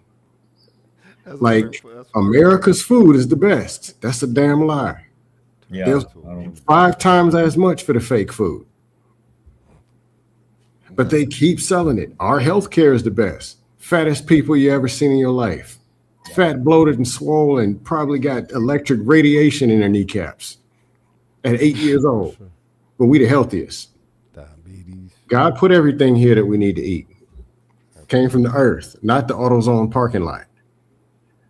And there's the same medicine you can get overseas for $4. It's $78, 3 prescriptions, 4 doctor's appointments, and comes in a box. Why are people trying to buy and sell and market the fake dream? It's a lie. Well, that's what consumerism is I'm selling something. You don't But really need it. I think we're all aware that it's a lie. So why would we go to the liar and say, hey man, he's gonna give you another lie? That's what it's because so Scam, the reason why is because unfortunately the liar also controls the infrastructure. Right. And that's a big problem. And I get a part of it. That actually I got to get this out, Josh, because I was trying to piece it together what you was saying, because it had me really like thinking and the hamster wheel spinning. Well, I was just trying to understand the position. Well, and I'm trying to understand it too. You know what I mean? That's why I'm like, I'm like thinking out loud. Fair. And so it's like, that's what I had mentioned earlier is our economy and the global economy right now for the most part is designed to always go up. We can't be stagnant. And because we're always designed to go up, that means our birth rates always have to go up and maintain that. For the corporate, go ahead. For the corporate perspective, from the labor market perspective, the birth rates going down is a bad thing because the human capital, aka Rogue, where we was talking about just being itemized, right? Yeah. That human capital literally is the GDP. Right? Because that GDP, you got Scam, you're making that face, but you got to remember the tech bros today, the most important thing is us, because the most important resource now is data, right? It's our data that feeds the algorithm, that feeds what we watch, that feeds the ads, that feeds it right back to us. It's like a Ouroboros. I got you, but you said the word we. That's part of the lie. Well, you got me? We all live in this system, whether we like it or not. We're all participating. You got one of these, you add to it. Do you got? No, you know what I mean. So just we. You know what I mean? I got you part of the we, but the other side of the we, you ain't got no cell phone, you ain't got no money, you ain't part of the we. but they'll still tell you that you're part of the we and we doing something. Right. That's what I mean. So my thing, Josh, is that knowing that we have this system that always has to require our consumption going up, it's almost as if I can't agree with your point about we should let some people fail or let some families fail, because as much as I would agree with that, the system would never allow that, because that's not how the system's designed. The system does allow it.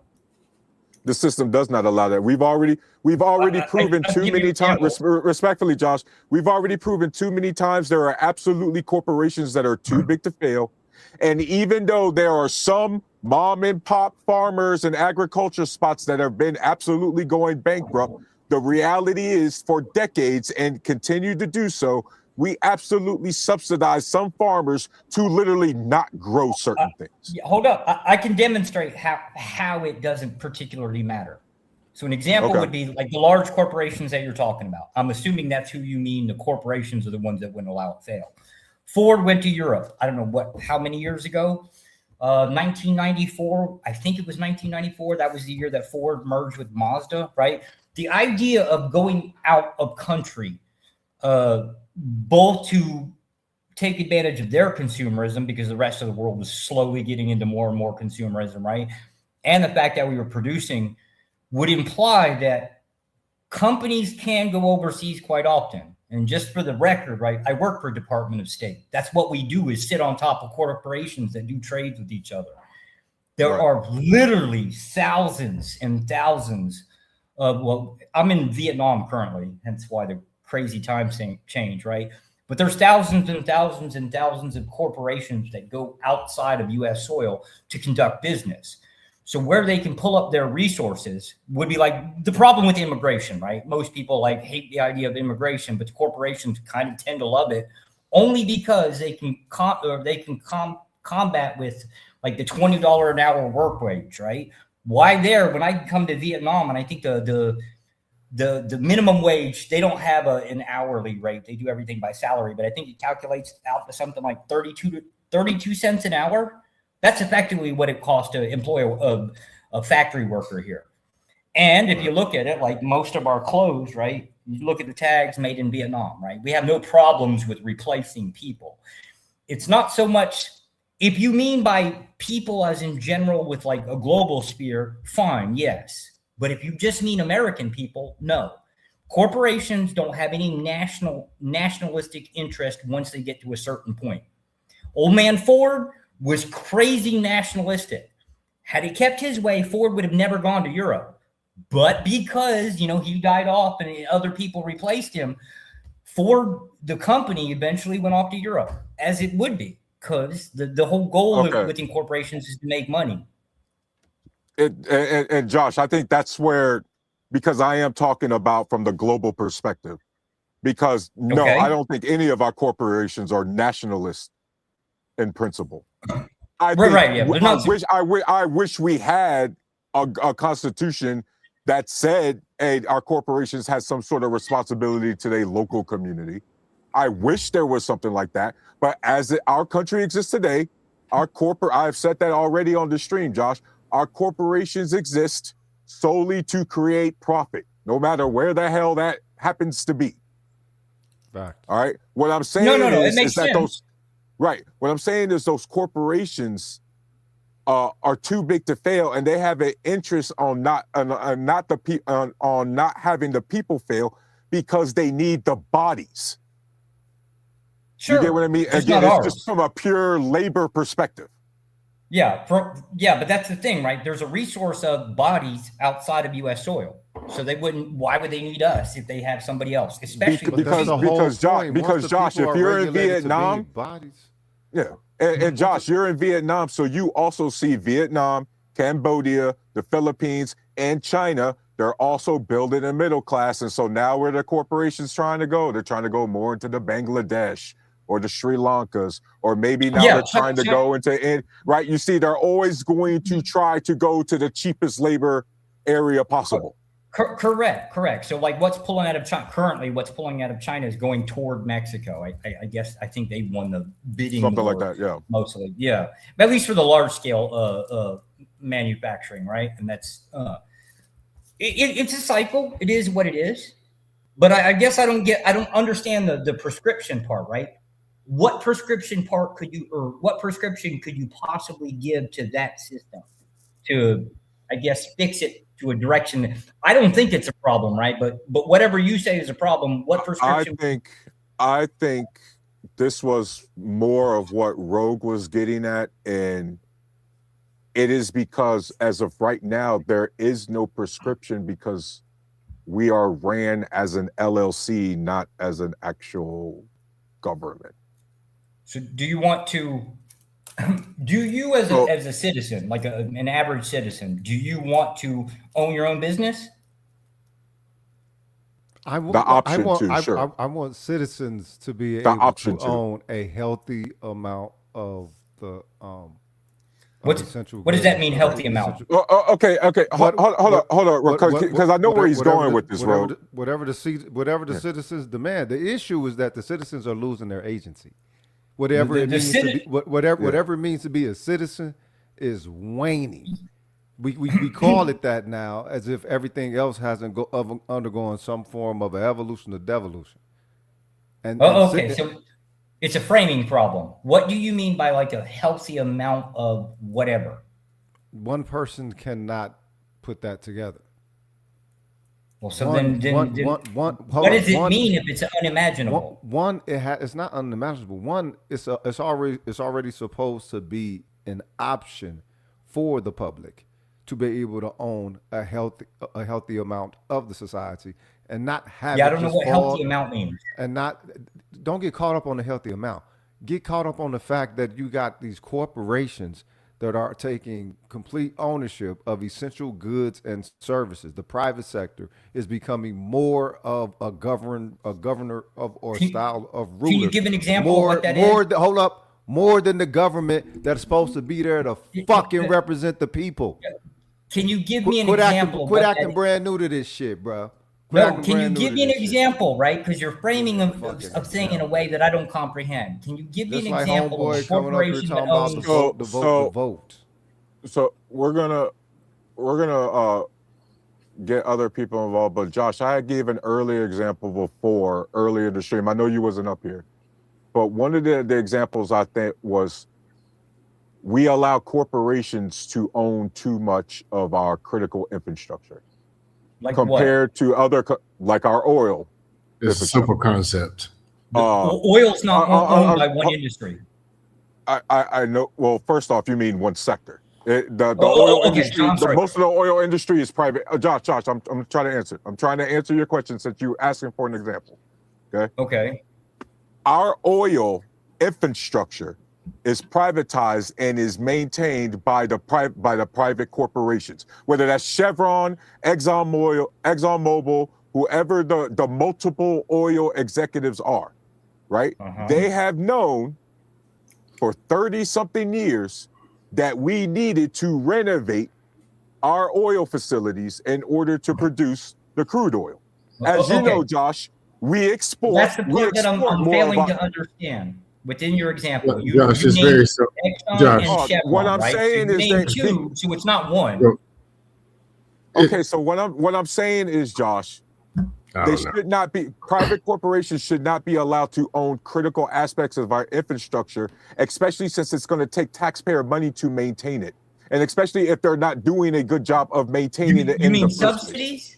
Hey, Taru, so make it more simple. Well, guess what? If we own the critical, Josh, if we own the critical infrastructure, and I'm gonna let you know this right now, Josh, and then we're gonna move on.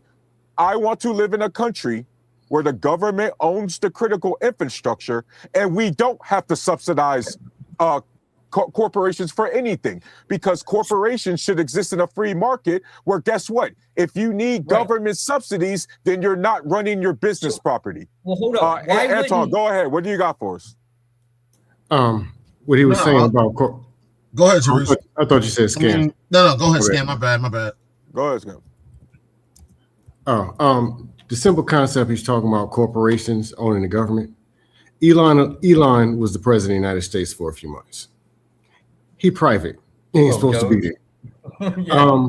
Healthcare is run by corporations. It's not run by medical, by science. No, it's run by money. By 7 corporations. Education is not run by teachers, by PhDs. It's run by gasoline, oil, Facts. the military. How about this? Every damn thing. Food is supposed to be farmers. It's supposed to come from the earth. Instead, it's run and made in AutoZone parking lot. Should I keep going? Yeah, except for they're not monopolies. Honestly, what isn't run by a corporation, or what doesn't have somebody's hands digging in the pocket? I think is about 7. Oil Healthcare industry is about 4, death. maybe 5, depending if you want to count them. Right? They're not one industry or one corporation. They're multiple corporations. Right. We don't have monopolies. It's a simple concept. That's because technology. Josh, wait. Josh, do you support subsidy in general? Are you cool with subsidies? I'm only cool with subsidies. Hold up. I'm only cool with subsidies when it's in the case that it's in the best interest of the economy. An example would be like in 2008 when the lending organizations got bailed out. The reason why we bailed the lending corporations out was because so much of us as individuals rely heavily on lending. We love credit cards like crazy. We love the fact that we can buy a house for like $200,000. We need a mortgage system to the public that engages it for patronage. Your market is not supposed to be toxic to you. Okay, it's not. No. Toxic to your market is not supposed to be predatory. It's not. Your market is supposed to. Your market is supposed. I know you disagree. Because that's the whole competition. That's the idea of competition. Not surprised. But hold up. But hold up. Remember when you came up, actually disputing the claim as far as the birth numbers being at. Yeah, I don't consider it to be a problem. I know you don't, but this is the issue. Why do so many other nations do? Britain does. Korea does. No. South Korea does. Japan does. They don't. Hold up. Josh, hold on. You just said lending is supposed to be predatory. Motherfucker. China does. We're competition is predatory. We're talking the entire leadership of other nations. Just because you don't believe it. Why not? Why do I? Your own nation does. Your own nation does. Yeah, give me an example of why you don't. The United States does what? Claim that there's a problem? No. Yes, the same as all these other nations. Yes. Where you been? No. The countries themselves don't say that there's a population problem. They say what is the example that you have to prove 7+ nations wrong?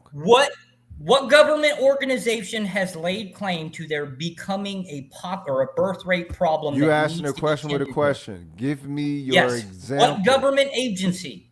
That's a question. You're saying that it happens. I'm asking you to make a statement with an answer that has a period. Oh, okay. The answer is it doesn't. The answer is it doesn't. Why? I'm just gonna boldface. Why? Yeah, I'm just gonna boldface disagree. Why with does the it claim. not? Why doesn't I know? Now you're getting very subjective. Because the United States isn't suffering a population problem. Okay, it will say that it is. All right, it said it is. Just like Britain. Who is they? Just like Britain. Just like Britain. Just like China. Who is they? You're naming countries. Within those countries, there's somebody inside of it. Wait a minute. How can all of us be within this same reality, perceiving the same information, right? You can encounter the specialists of other nations pointed to the thing that it is. Aligning themselves with, due to the way of how our economic system has structured the value and the social order and the social relations between men and women, it is negatively affecting economy. It is negatively affecting our population. It is negatively affecting social harmony. All of this is tied into it. But apparently you live in such a bubble, as Terose was saying earlier. You live in such a bubble that you're not even in no vicinity to any of this. None. Huh?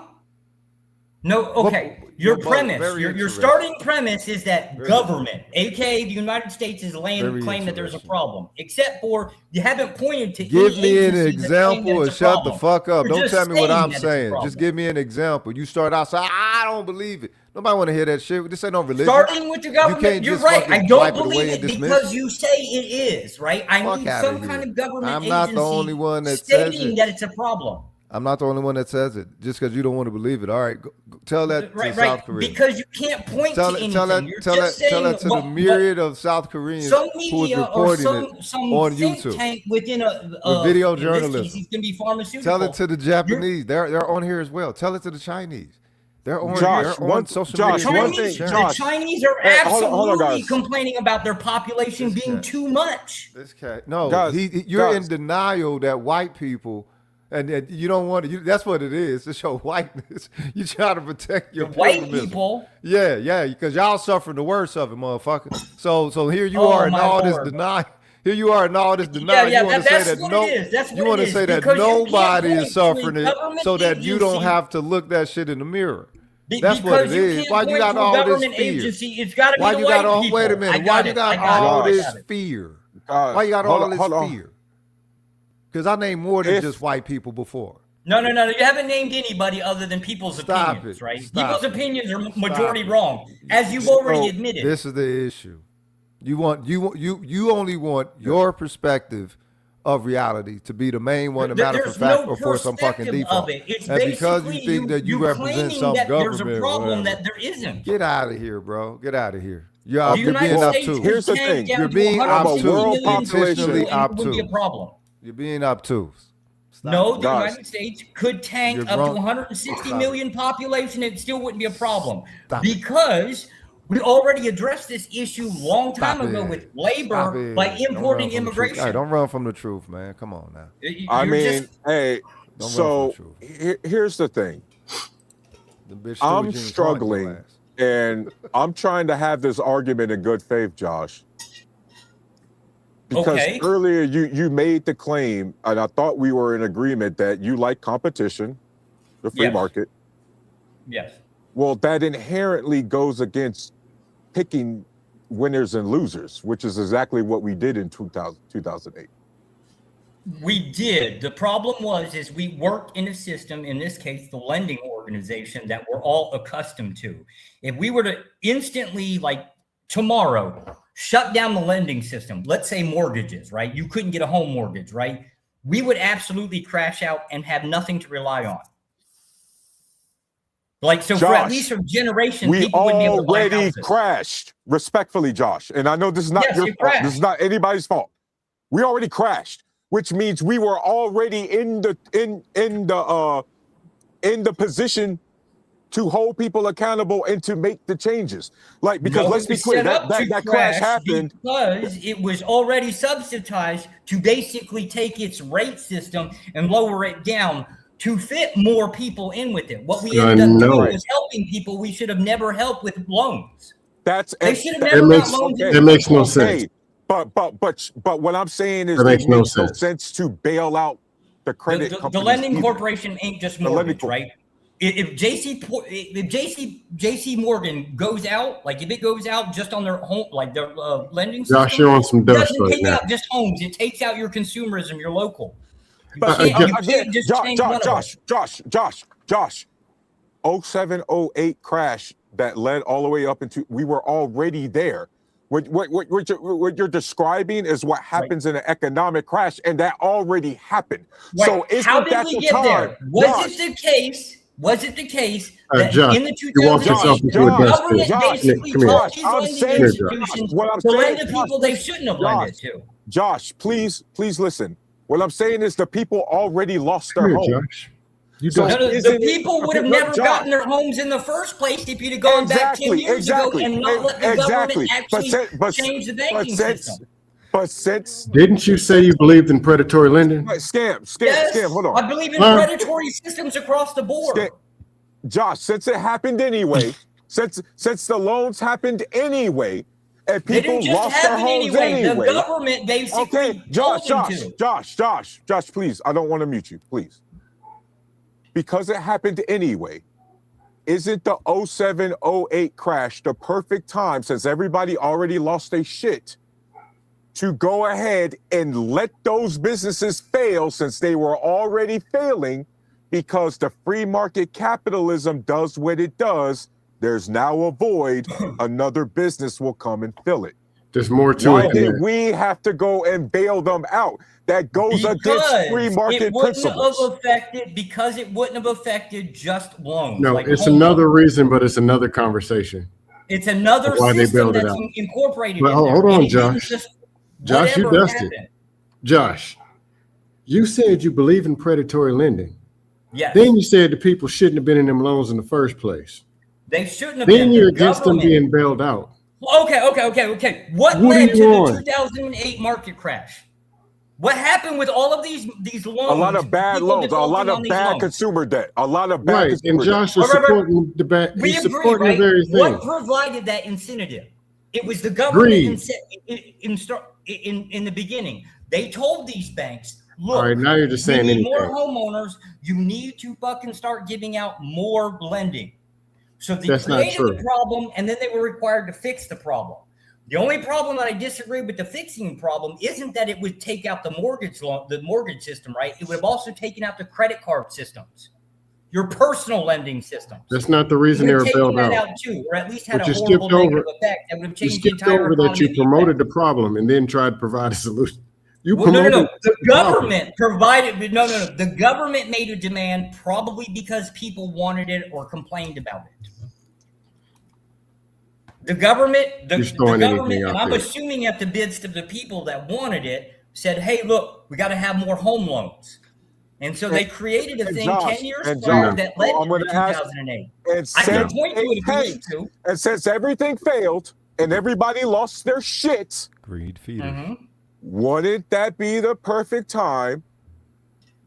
No, you would take The it out whole- at its height, not. No, you would take it out at Hey, its peak. Tarus, for not other its- reasons you not its bottom. for other reasons you we're can't do already that. at rock bottom. We're and not that's at rock not the bottom. perfect dog. You, That- not at Tarus, rock you was can't at- do that. I can No, we're explain not if at you rock want me bottom. to. And if you want to take out a system, you take it out at its I'm peak. not and its talking top. about again. See, we have a mistranslation here. Okay. The companies got bailed out. I don't stop. We bailed out the companies. What I'm saying is, don't bail out those shitty companies with the shitty business practices that got them asking for taxpayer The money to government begin with. created those shitty business practices. Josh, are you saying there won't be other loan companies that will come up and rise out of their fucking ashes? No, because they So, wouldn't. so industries don't In rise and fall. That's 2008, false. the answer would have been no. And you would have had a much bigger problem than home loans. You would have had personal loan systems, aka credit card systems. This argument is themselves off the would track. probably tank. This argument, no scam. This argument I can is explain it if you want. exactly no scam. This argument is exactly why the Western Europeans and the Scandinavian countries do it way better than we do, because Except this for entire They're system, coming here. this entire actually they're not. This entire They are. system is built on a house of cards, bro. Facts. Like it is so. There's so much horse. That's part of Tarus, that's Make-believe part of that the, gotta go into making that's this part of the shit other work, bro. conversation. That's part of the other conversation. But I'll say it quick. The same reason when SPX falls, it has to go back up. If the banking in 2008 collapsed and they didn't find a way of fixing it, people would never put their money in banking again, and they can't let that happen. Mm-hmm. Just like SPX must go up by any means necessary, because if it collapses and doesn't, people will not put their money back in there again. It's like the drink And they depression know all it. over again. Yes. And there's other stuff I won't say on here in the public, Wow. but they know it. Hey, guys, look, we're It's gonna get based on people buying into this. Okay, if people stop believing in fake socialism and really believe that healthcare was a lie, it would collapse just like that. And it would have to make real food within a matter of 2 weeks. They can't let that happen. Well, I agree with Every one of these systems works like that. Am I wrong? That's No, you're not wrong. not exactly. You're No. not wrong. Imagine the military. If the military really decided, look, man, this what do you call it? Government shutdown. If the military said, "Hey, bro, shut us down one more time and watch what happens," do you think they would get paid or not? We've had government shutdowns every 2 years for the last. Let the 15 military stay up and say, you know what? Shut us down and watch what we do. Exactly. I bet you they'll get paid. Mm-hmm. I mean, but wait a Well, minute. yeah, What could they do? what would they do? What could they do? What could they do? What you mean? What as far as turn on the country? As far as try to send ballistics off his something? Okay. If the world got news, the military said we ain't coming to work tomorrow, and we ain't coming next week either. Do you think when you hit the light switch, the light's gonna come on? Of course. Do you think when you talk to Echo, it's gonna be in English? I mean, but that's something essential. I don't view them as just a random factor that you could insert within that equation. No, it's just an example. Very specifically. It's just an example. Meaning, we're not putting our money into this SPX at all no more. None of us. What would happen in 2 weeks? Probably even less than that. That can't happen. We're not buying this food at all. We're gonna farm our own. We're done. We ain't buying from Target at all. None of us. Right. But you're talking a value. You're talking a value pivot. And that could be seen as an economic, model, I guess, a strategy model, if you will. Yeah, but, you get my point. You get my point, though. Yeah, I get your point. But the thing is, what is it that is taking the people to take those type of measures? What are they interacting with or encountering that is causing them to make such measures and stick with them? Because I mean, look, it's a deeper you'd have had expose after expose within the last year. I mean, they'd have told motherfuckers UFOs. They'd have told you about, I don't know, aliens. They'd have told they didn't said the They done brought out the woodwork, vaccine. bro, trying to tell us on everything, dog. Yeah, they're telling you now. They told you about the Epstein shit. They're telling you now that it is an illusion, right? We are in a 3D simulator. They letting all this shit know.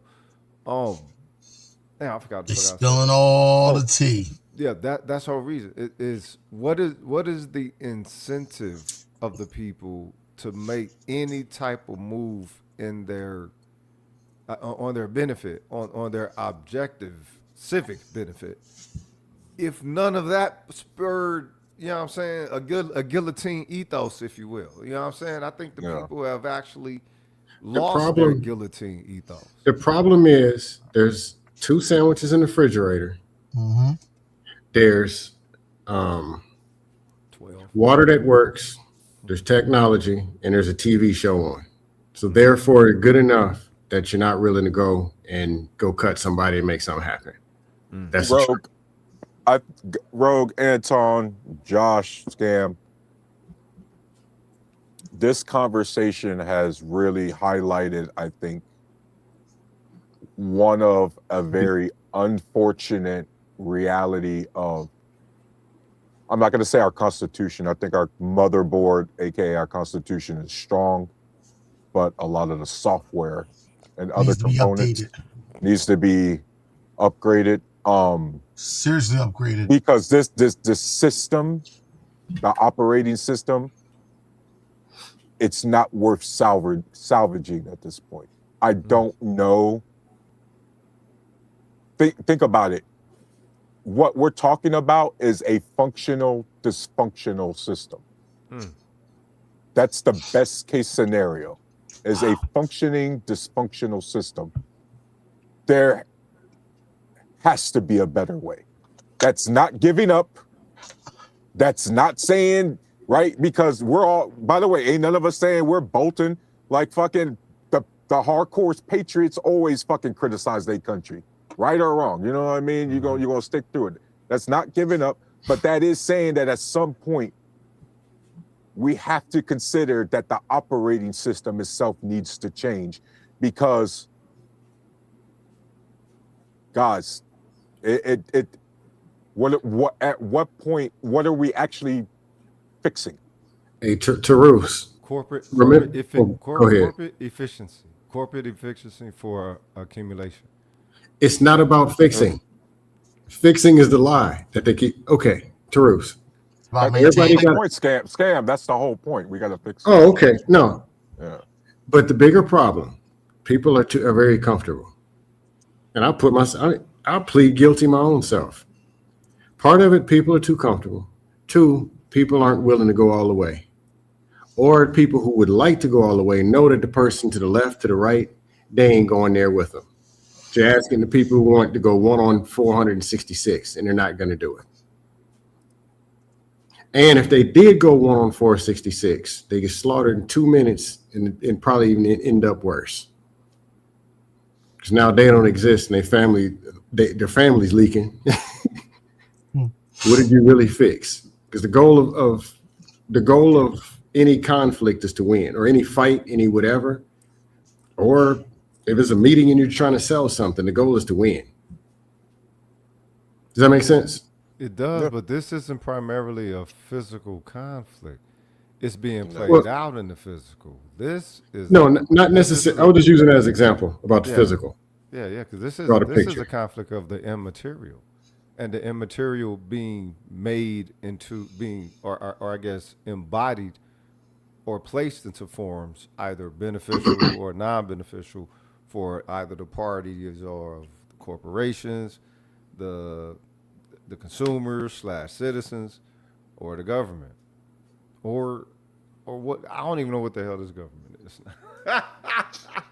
I'm 47. I've been watching this shit for a long time. Bro, no one does, bro. This is a chameleon. Oh, Josh, you're on some dust.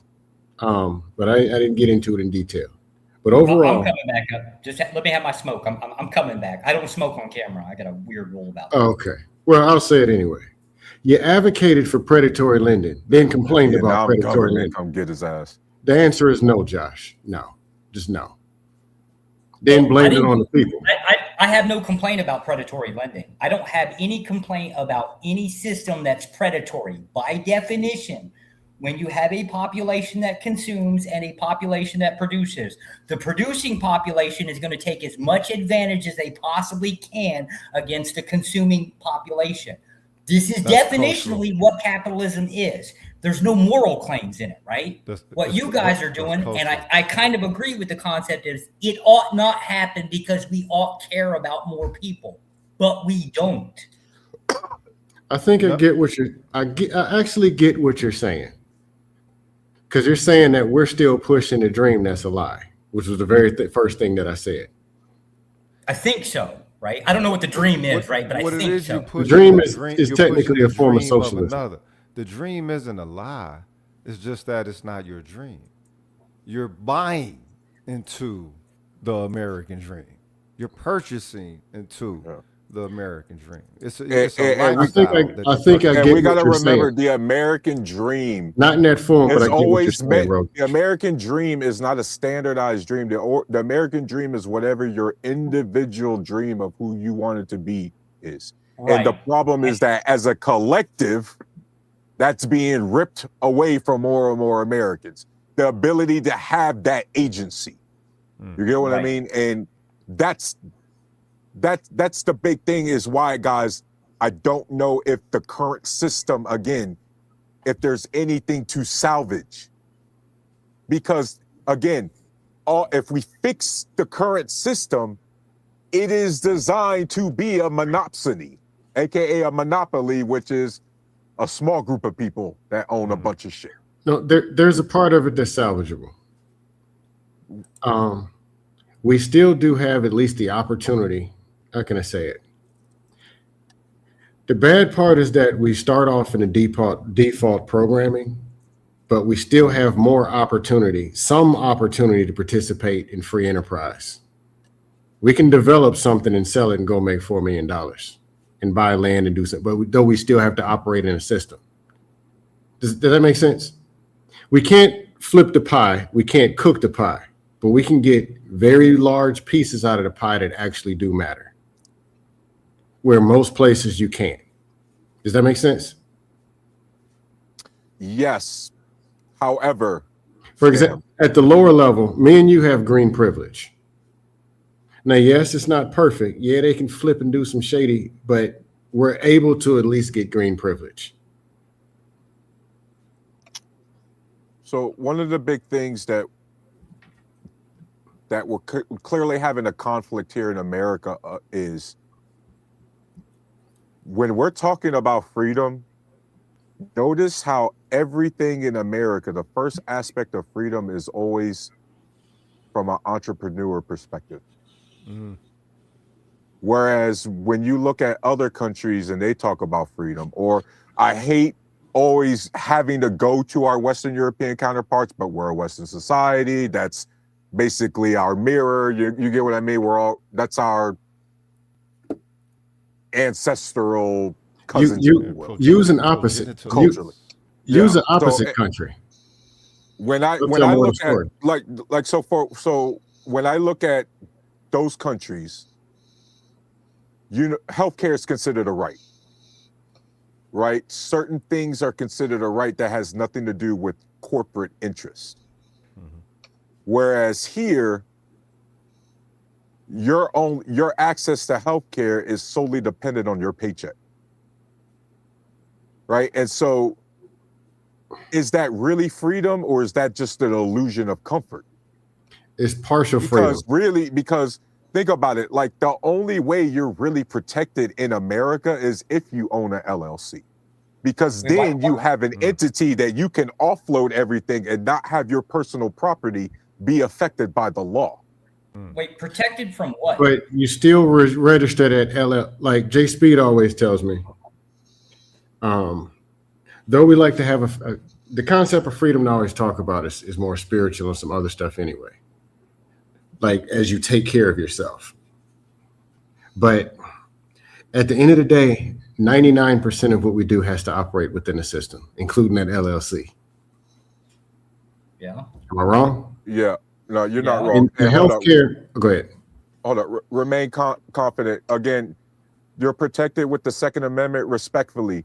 The Second Amendment has been the best tool for American containment in global history. Do you understand? We are more of a danger to each other than the government could ever hope to be if they ever wanted to have boots on the ground. We kill each other at such an astronomical rate that the government doesn't have to do a takeover. We already took ourselves over. Okay, like let's cut that out. Go ahead, Skip.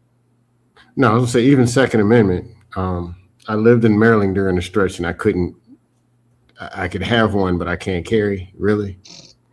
So even that's flawed. But that operates within a system. Everything still is going to operate with the system. You can get freer, you can feel free, you can get forms of freedom, but everything still has its limits. And it still has to operate under the system. Yeah. Okay, so then what the fuck is the utility of human social equity?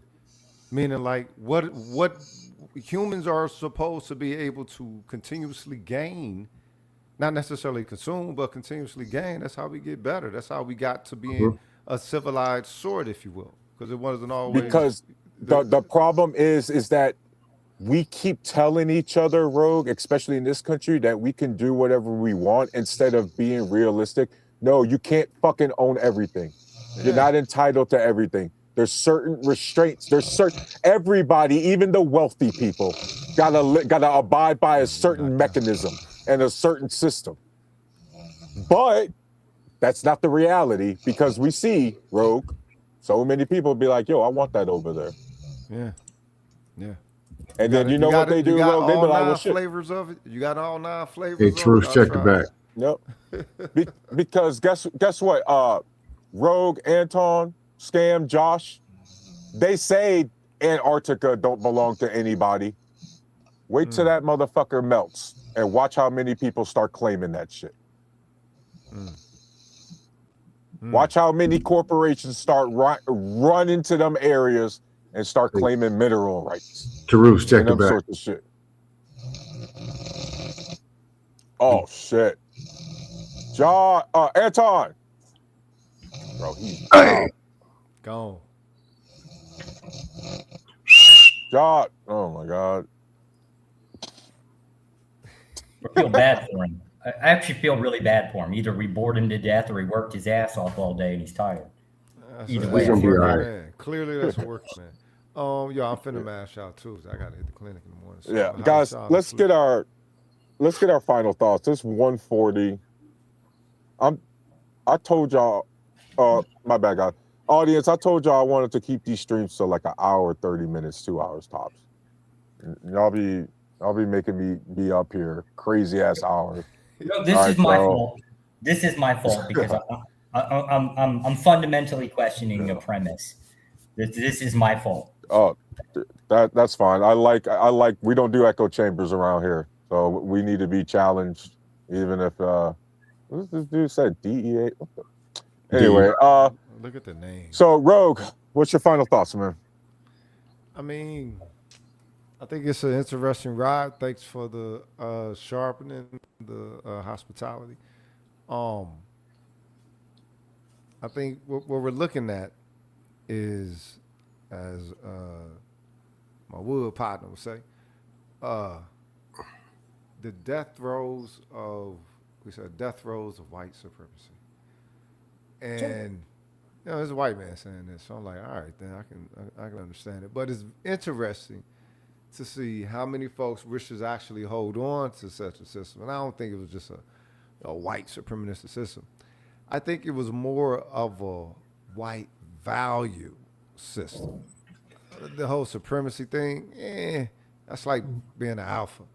You can't claim supremacy. You just are supreme. It's a matter of being, not making yourself, right? So I think what it is that Western perspective of operating the nation has run its course. You either are going to have to pivot as a system, or you lose your system. You can't keep it no more. You done spent enough of the future in order to fuel the present. So, with that being said, again, thanks for the sharpen. Holla at y'all on the flip.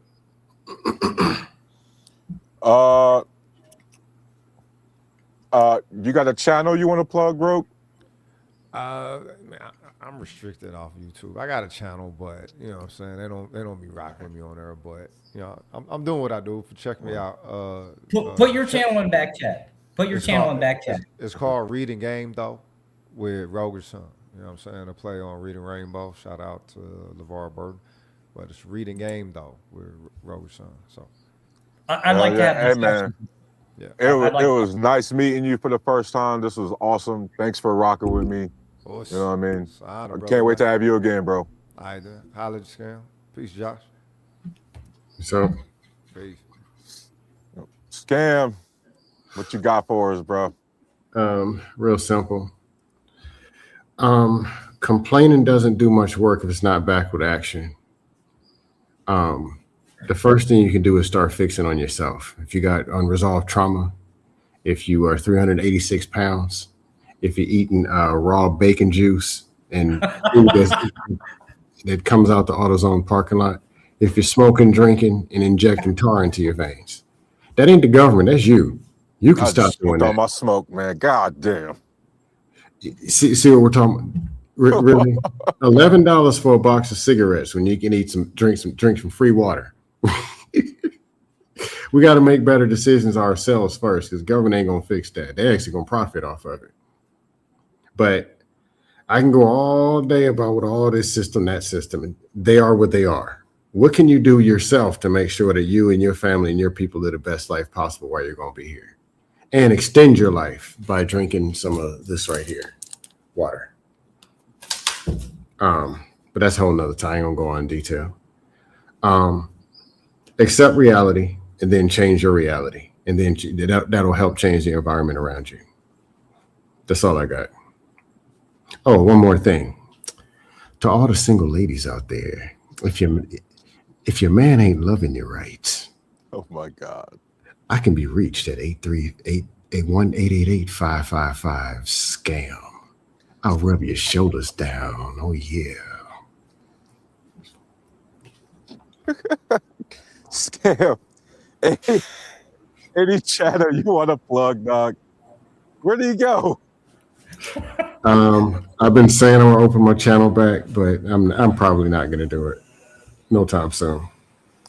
All right, well, Scam. Hey, thanks for coming up, man. You know you're always welcome, man. Thanks for rocking out with us, man. Hopefully, see you next week, bro. All right, have a cool. good one. You have a good one. Josh, man, what you got for us, bro? First, I want to say how much I miss Scam. I haven't seen Scam in probably 8-9 months, right? But I really miss Scam. It's just always been hilarious having him around. It was good to meet Rogue. I actually want to have a conversation with him. I just catch him at the wrong times, apparently. My final thoughts, I'm unconvinced that the system is broken. I understand what other people want, right? Basically, people want more and more and more natural position to have. I think we're a replication of the Roman Empire. I think is what Rogue probably might have been discussing, like in the concept of where we came from and where we're going to. So I don't disagree with the system of change, right? The Roman Empire switched over a few times before it became what it became, right? I think we're just the next Roman Empire. But I fundamentally disagree with the idea that the system is broken. It's just not what some people want. Ultimately boils down to the haves versus the have-nots. If you're in the have-not class, you're complaining about what you don't have and blaming the haves. That simple. You got a channel you want to plug, anything like that, man? I hang around in a few other channels. There's no reason to plug them, right? So there's nothing for me to plug. Plug Rogue. Somebody link his chat or link his channel so I can find it real quick if at all possible. Also, we gotta meet you. I'll see you on Hamp's channel. This might be risky. Every once in a while I'm over there. Yeah. It just depends on what the topic is. Yeah, man. Hey, appreciate it. I am, as you know, or as you can tell, very passionate, but I like to talk about the topic. You know what I mean? We need to have a conversation. We need to have this conversation again, a 2.0 version. Start over, keep it at the basics, right? So I can kind of understand what direction you're pointing at to understand where the direction you're going. 2.0 version of this same topic. For sure. Okay. We'll have this. We have this topic, this discussion often, so there'll definitely be plenty of opportunities, man. But it was good meeting you. It was good meeting you for the first time, man. You too. You as well. You as well. Yeah, so you have a good night, man. Throw me down. Do your final thoughts. I want to hear this. Guys,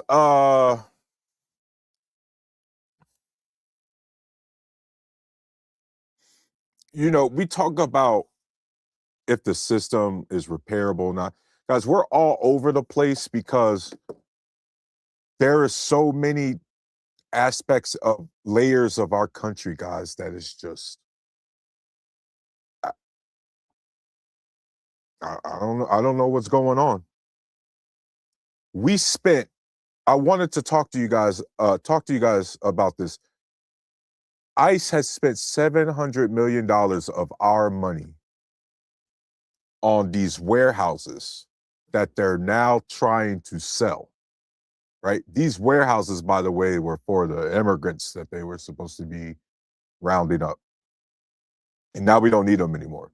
By the way, fun fact, guys, if y'all haven't heard, Alligator Alcatraz has been shut down for a minute, right? We spent all this money and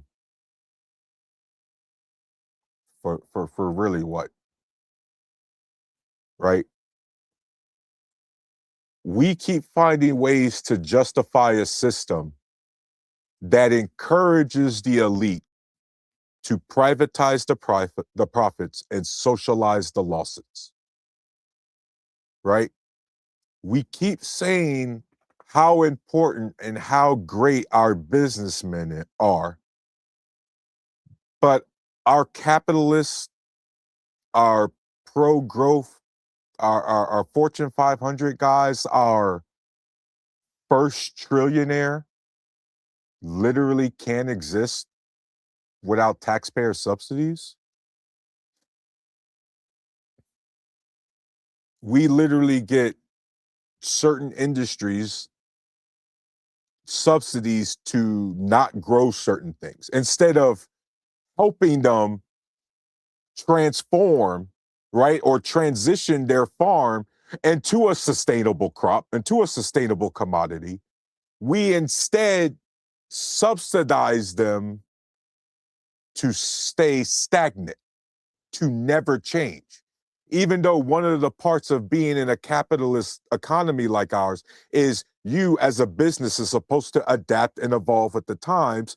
And if you fall behind because of your inability to do so, oh well. But instead, we absolutely live in a system where, no, if you have the right connections, no, you are too big to fail. No, you will get bailed out. No, you don't have to worry about changing.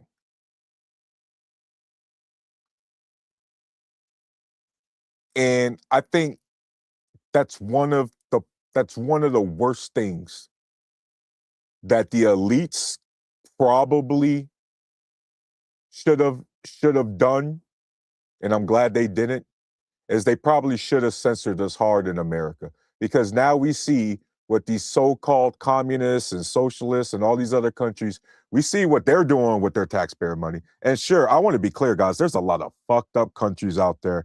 I absolutely am proud to be an American. Y'all know I was in the Army 8 years. I love my fucking country. Don't get it twisted. What's also true is that a lot of the problems we got in this country, other countries have already fucking solved. With way less people and way less fucking taxpayer revenue to get the job done. Our current system is so dysfunctional that it's now literally a Republican, Democrat, left or right issue about just getting our fucking roads fixed. Y'all understand that? We can't even get government to do its basic fucking job, no matter what country we would live in. Y'all understand that? North Korea's fucking basic fundamental job is to maintain the infrastructure. China's fundamental job, Russia's fundamental job, Germany, Japan, fucking Kenya, Nigeria, their fundamental job is to do what? That's undebatable. Maintain the infrastructure. That's literally that's a debate issue. That's a controversial issue here.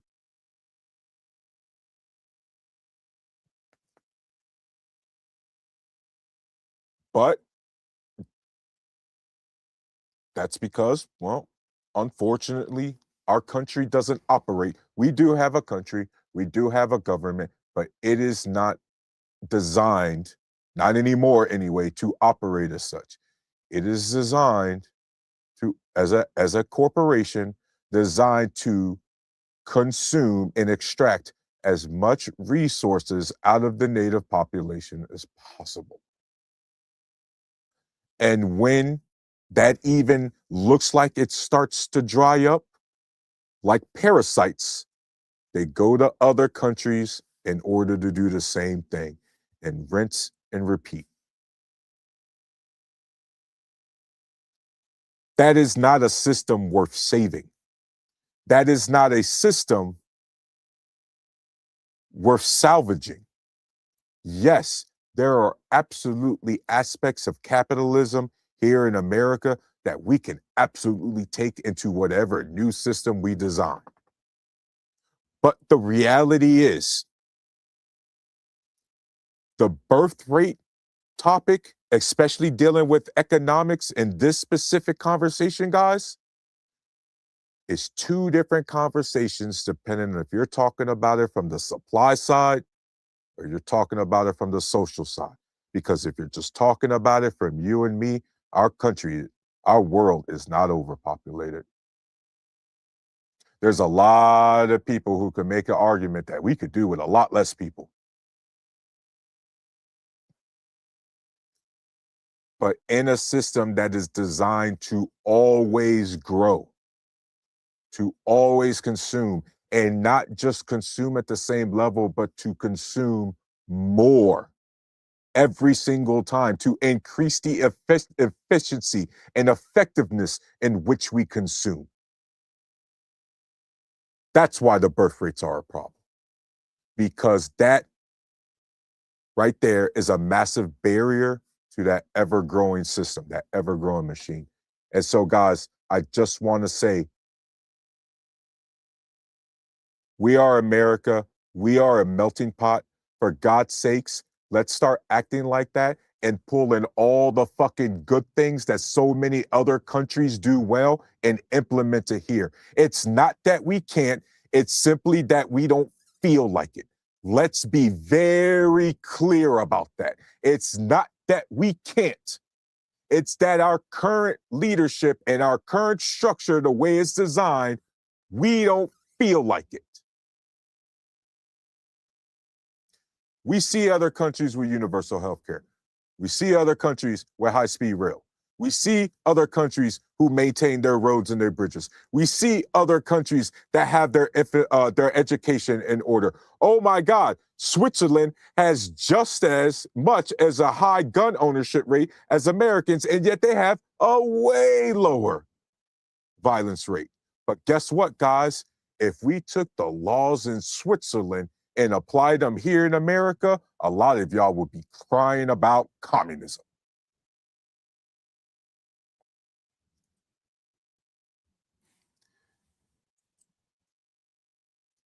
I am sick and tired of bailing out corporations who are literally going to brag in our faces, right? All the elites are then going to brag in our faces after they're bailed out about the tax cuts that they got. And they're going to call all the other people at our level, guys, you and me, they're going to call us takers and welfare queens and all this other shit, right? Y'all remember 2020, 6 years ago? Y'all remember all those companies that were bragging whole time? Yo, we got all this money, the tax cuts, right? They just got their taxes lowered by Republicans. Profits sky high, stock market sky high. Not one fucking month into a pandemic, and they was asking the government for a bailout. You see, a whole bunch of people who will argue for the corporations will be all up in individuals, people talking about, well, what do you do with that money? Where's your savings? Okay, how come we don't ever ask corporations that? 1 month and you asking for a bailout? What the fuck was you doing with all the profits you was bragging about getting? You got your taxes lowered. You got deregulated like you want. You was bragging about all the profits. Did you not save any of it? Oh, that's right. Stock buybacks, all that other horse shit. Right? And you know what our government did in the pandemic? Those corporations, to my point earlier about you being a company or you being a corporation, you are the most free. That same pandemic, we all saw it, guys. Those corporations bailed out like that by the Fed with our money. Meanwhile, any sort of COVID relief for us, it wasn't instant like that. That had to be debated in Congress. And we weren't going to get shit like the other countries got. You know what I mean? So I want y'all to really think about that. This system, if we were to fix and repair the system as it is currently designed, what are we actually fixing except just increasing the inevitable? Because the system, the direction is going, guys, that's intentional. It is designed to go this way. The accumulation of wealth by the few is designed to work this way. So if we're fixing that system, what does that really mean? I'm not the smartest dude, man. I'm not college educated. You know what I mean? All I know is that right now my fellow Americans are hurting, and this current system that we talk so highly about is $40 trillion in debt, got us fucking starting illegal wars in the Middle East. Oh, and by the way, the current head of our country is covering up the sex trafficking of minors by pedophiles. Yeah, that's a system I really want to uphold. But yeah, guys, y'all know how it is, man. Hey, shout out to the chat. Y'all know how we get, man. We definitely we don't do echo chambers. Y'all was keeping that energy, man. For any of our new guys, remember, our chat is rough, but typically I'm gonna cuss the chat out. The chat's gonna call me all kind of names, and that's just how we operate, man. We're gonna go back and forth. But shout out to all the guys that came up. It was a dope conversation. It was a long one. We were up here for 4 hours. This was good, man. Make sure to like, share, and subscribe to Black Man Unfiltered Network. Guys, this is my channel, my personal channel, at Tyrus05. If y'all want to go and subscribe over there, you know, we be dual streaming. But for sure, before you do anything, you make sure you like, share, and subscribe to this network. You know what I mean? We got a lot of talent, a lot of talented guys, and BMU, man. BMU takes care of us over here, man. Really appreciate that dude. You know what I mean? He comes through clutch all the time. So, guys, I hope you guys have a good week. Make sure to go down as many rabbit holes as you want to. Always ask questions. I'm Tyrus the Warlock. You guys have a good night. Peace.